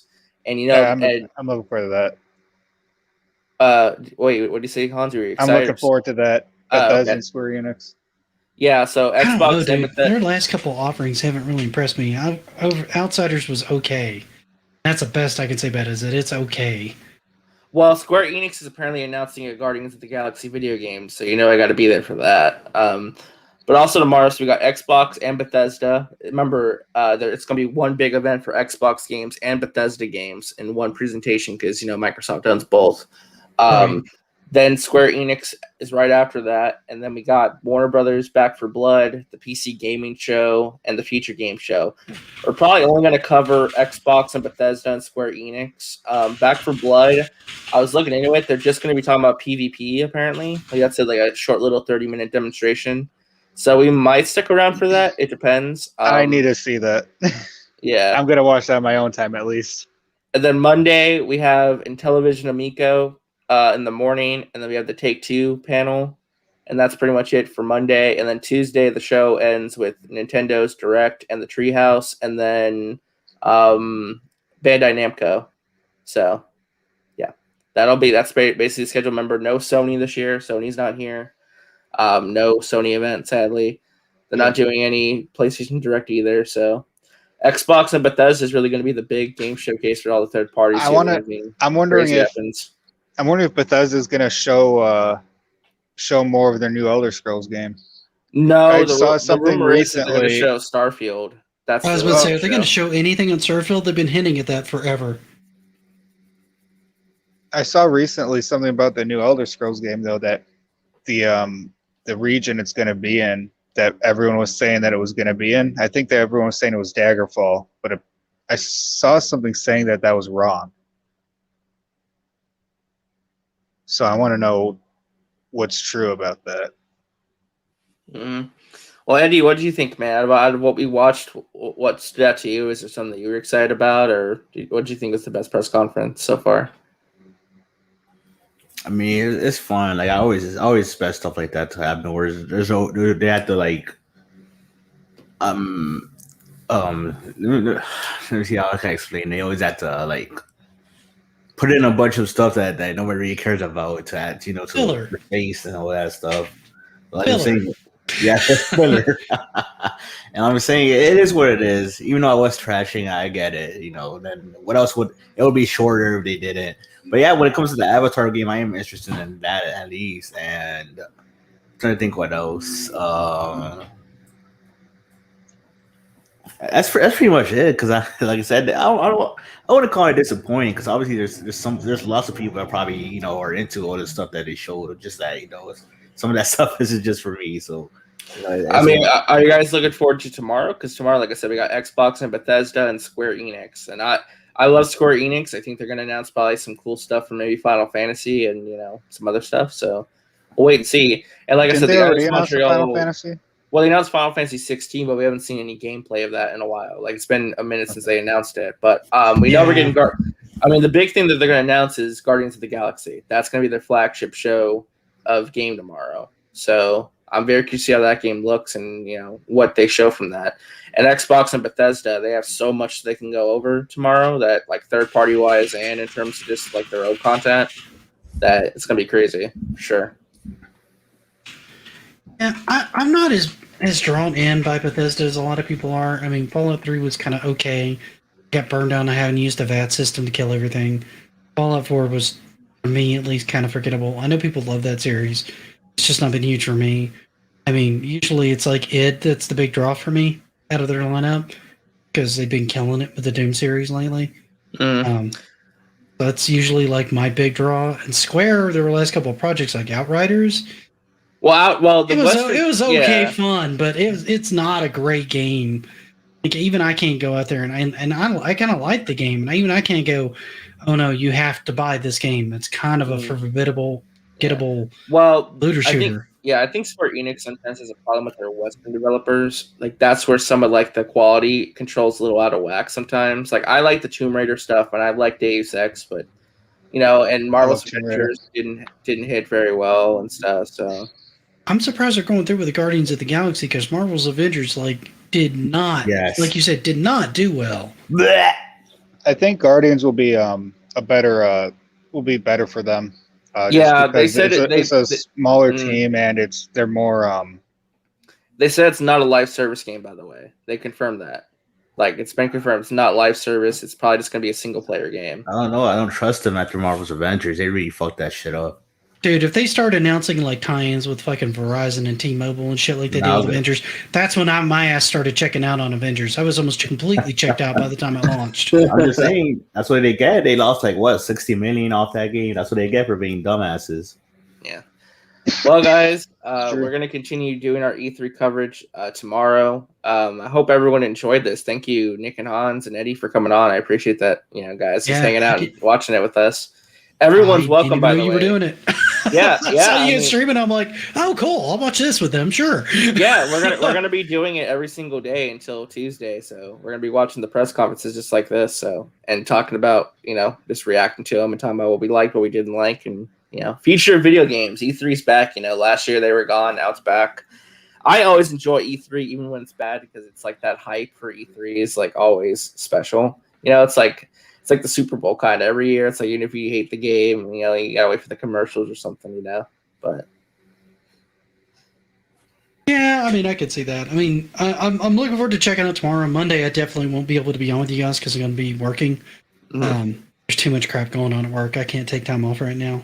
Yeah, they would lose their mind. I'm mostly looking forward to the Nintendo Directs. I think Nintendo is going to bring a lot of cool stuff. I mean, Breath of the Wild 2, Bayonetta 3. There's a lot of stuff they could show on Tuesday. So I'm curious to see how they're going to approach the Amico presentation because it's such a different audience than what they're going for. I'm curious to see what they're going to do. That too, yeah. Monday we'll be covering the Amico presentation as well, so that'll be interesting. I know it's not big with this crowd. I'm just curious how the presentation is going to go. I'm hoping Tommy can pull out something cool. I think it'll be fun. Yeah, absolutely. So again, thank you guys so much for sticking with us and watching this with us. Again, we're going to be covering Xbox and Bethesda and Square Enix tomorrow, so tune in for that. Thank you, everyone, for watching. Leave a like, leave a comment, let us know what you thought of all these events, and make sure you subscribe to the PlayStation Plus podcast because we're going to keep doing great stuff like this. So, yeah, thank you guys for watching.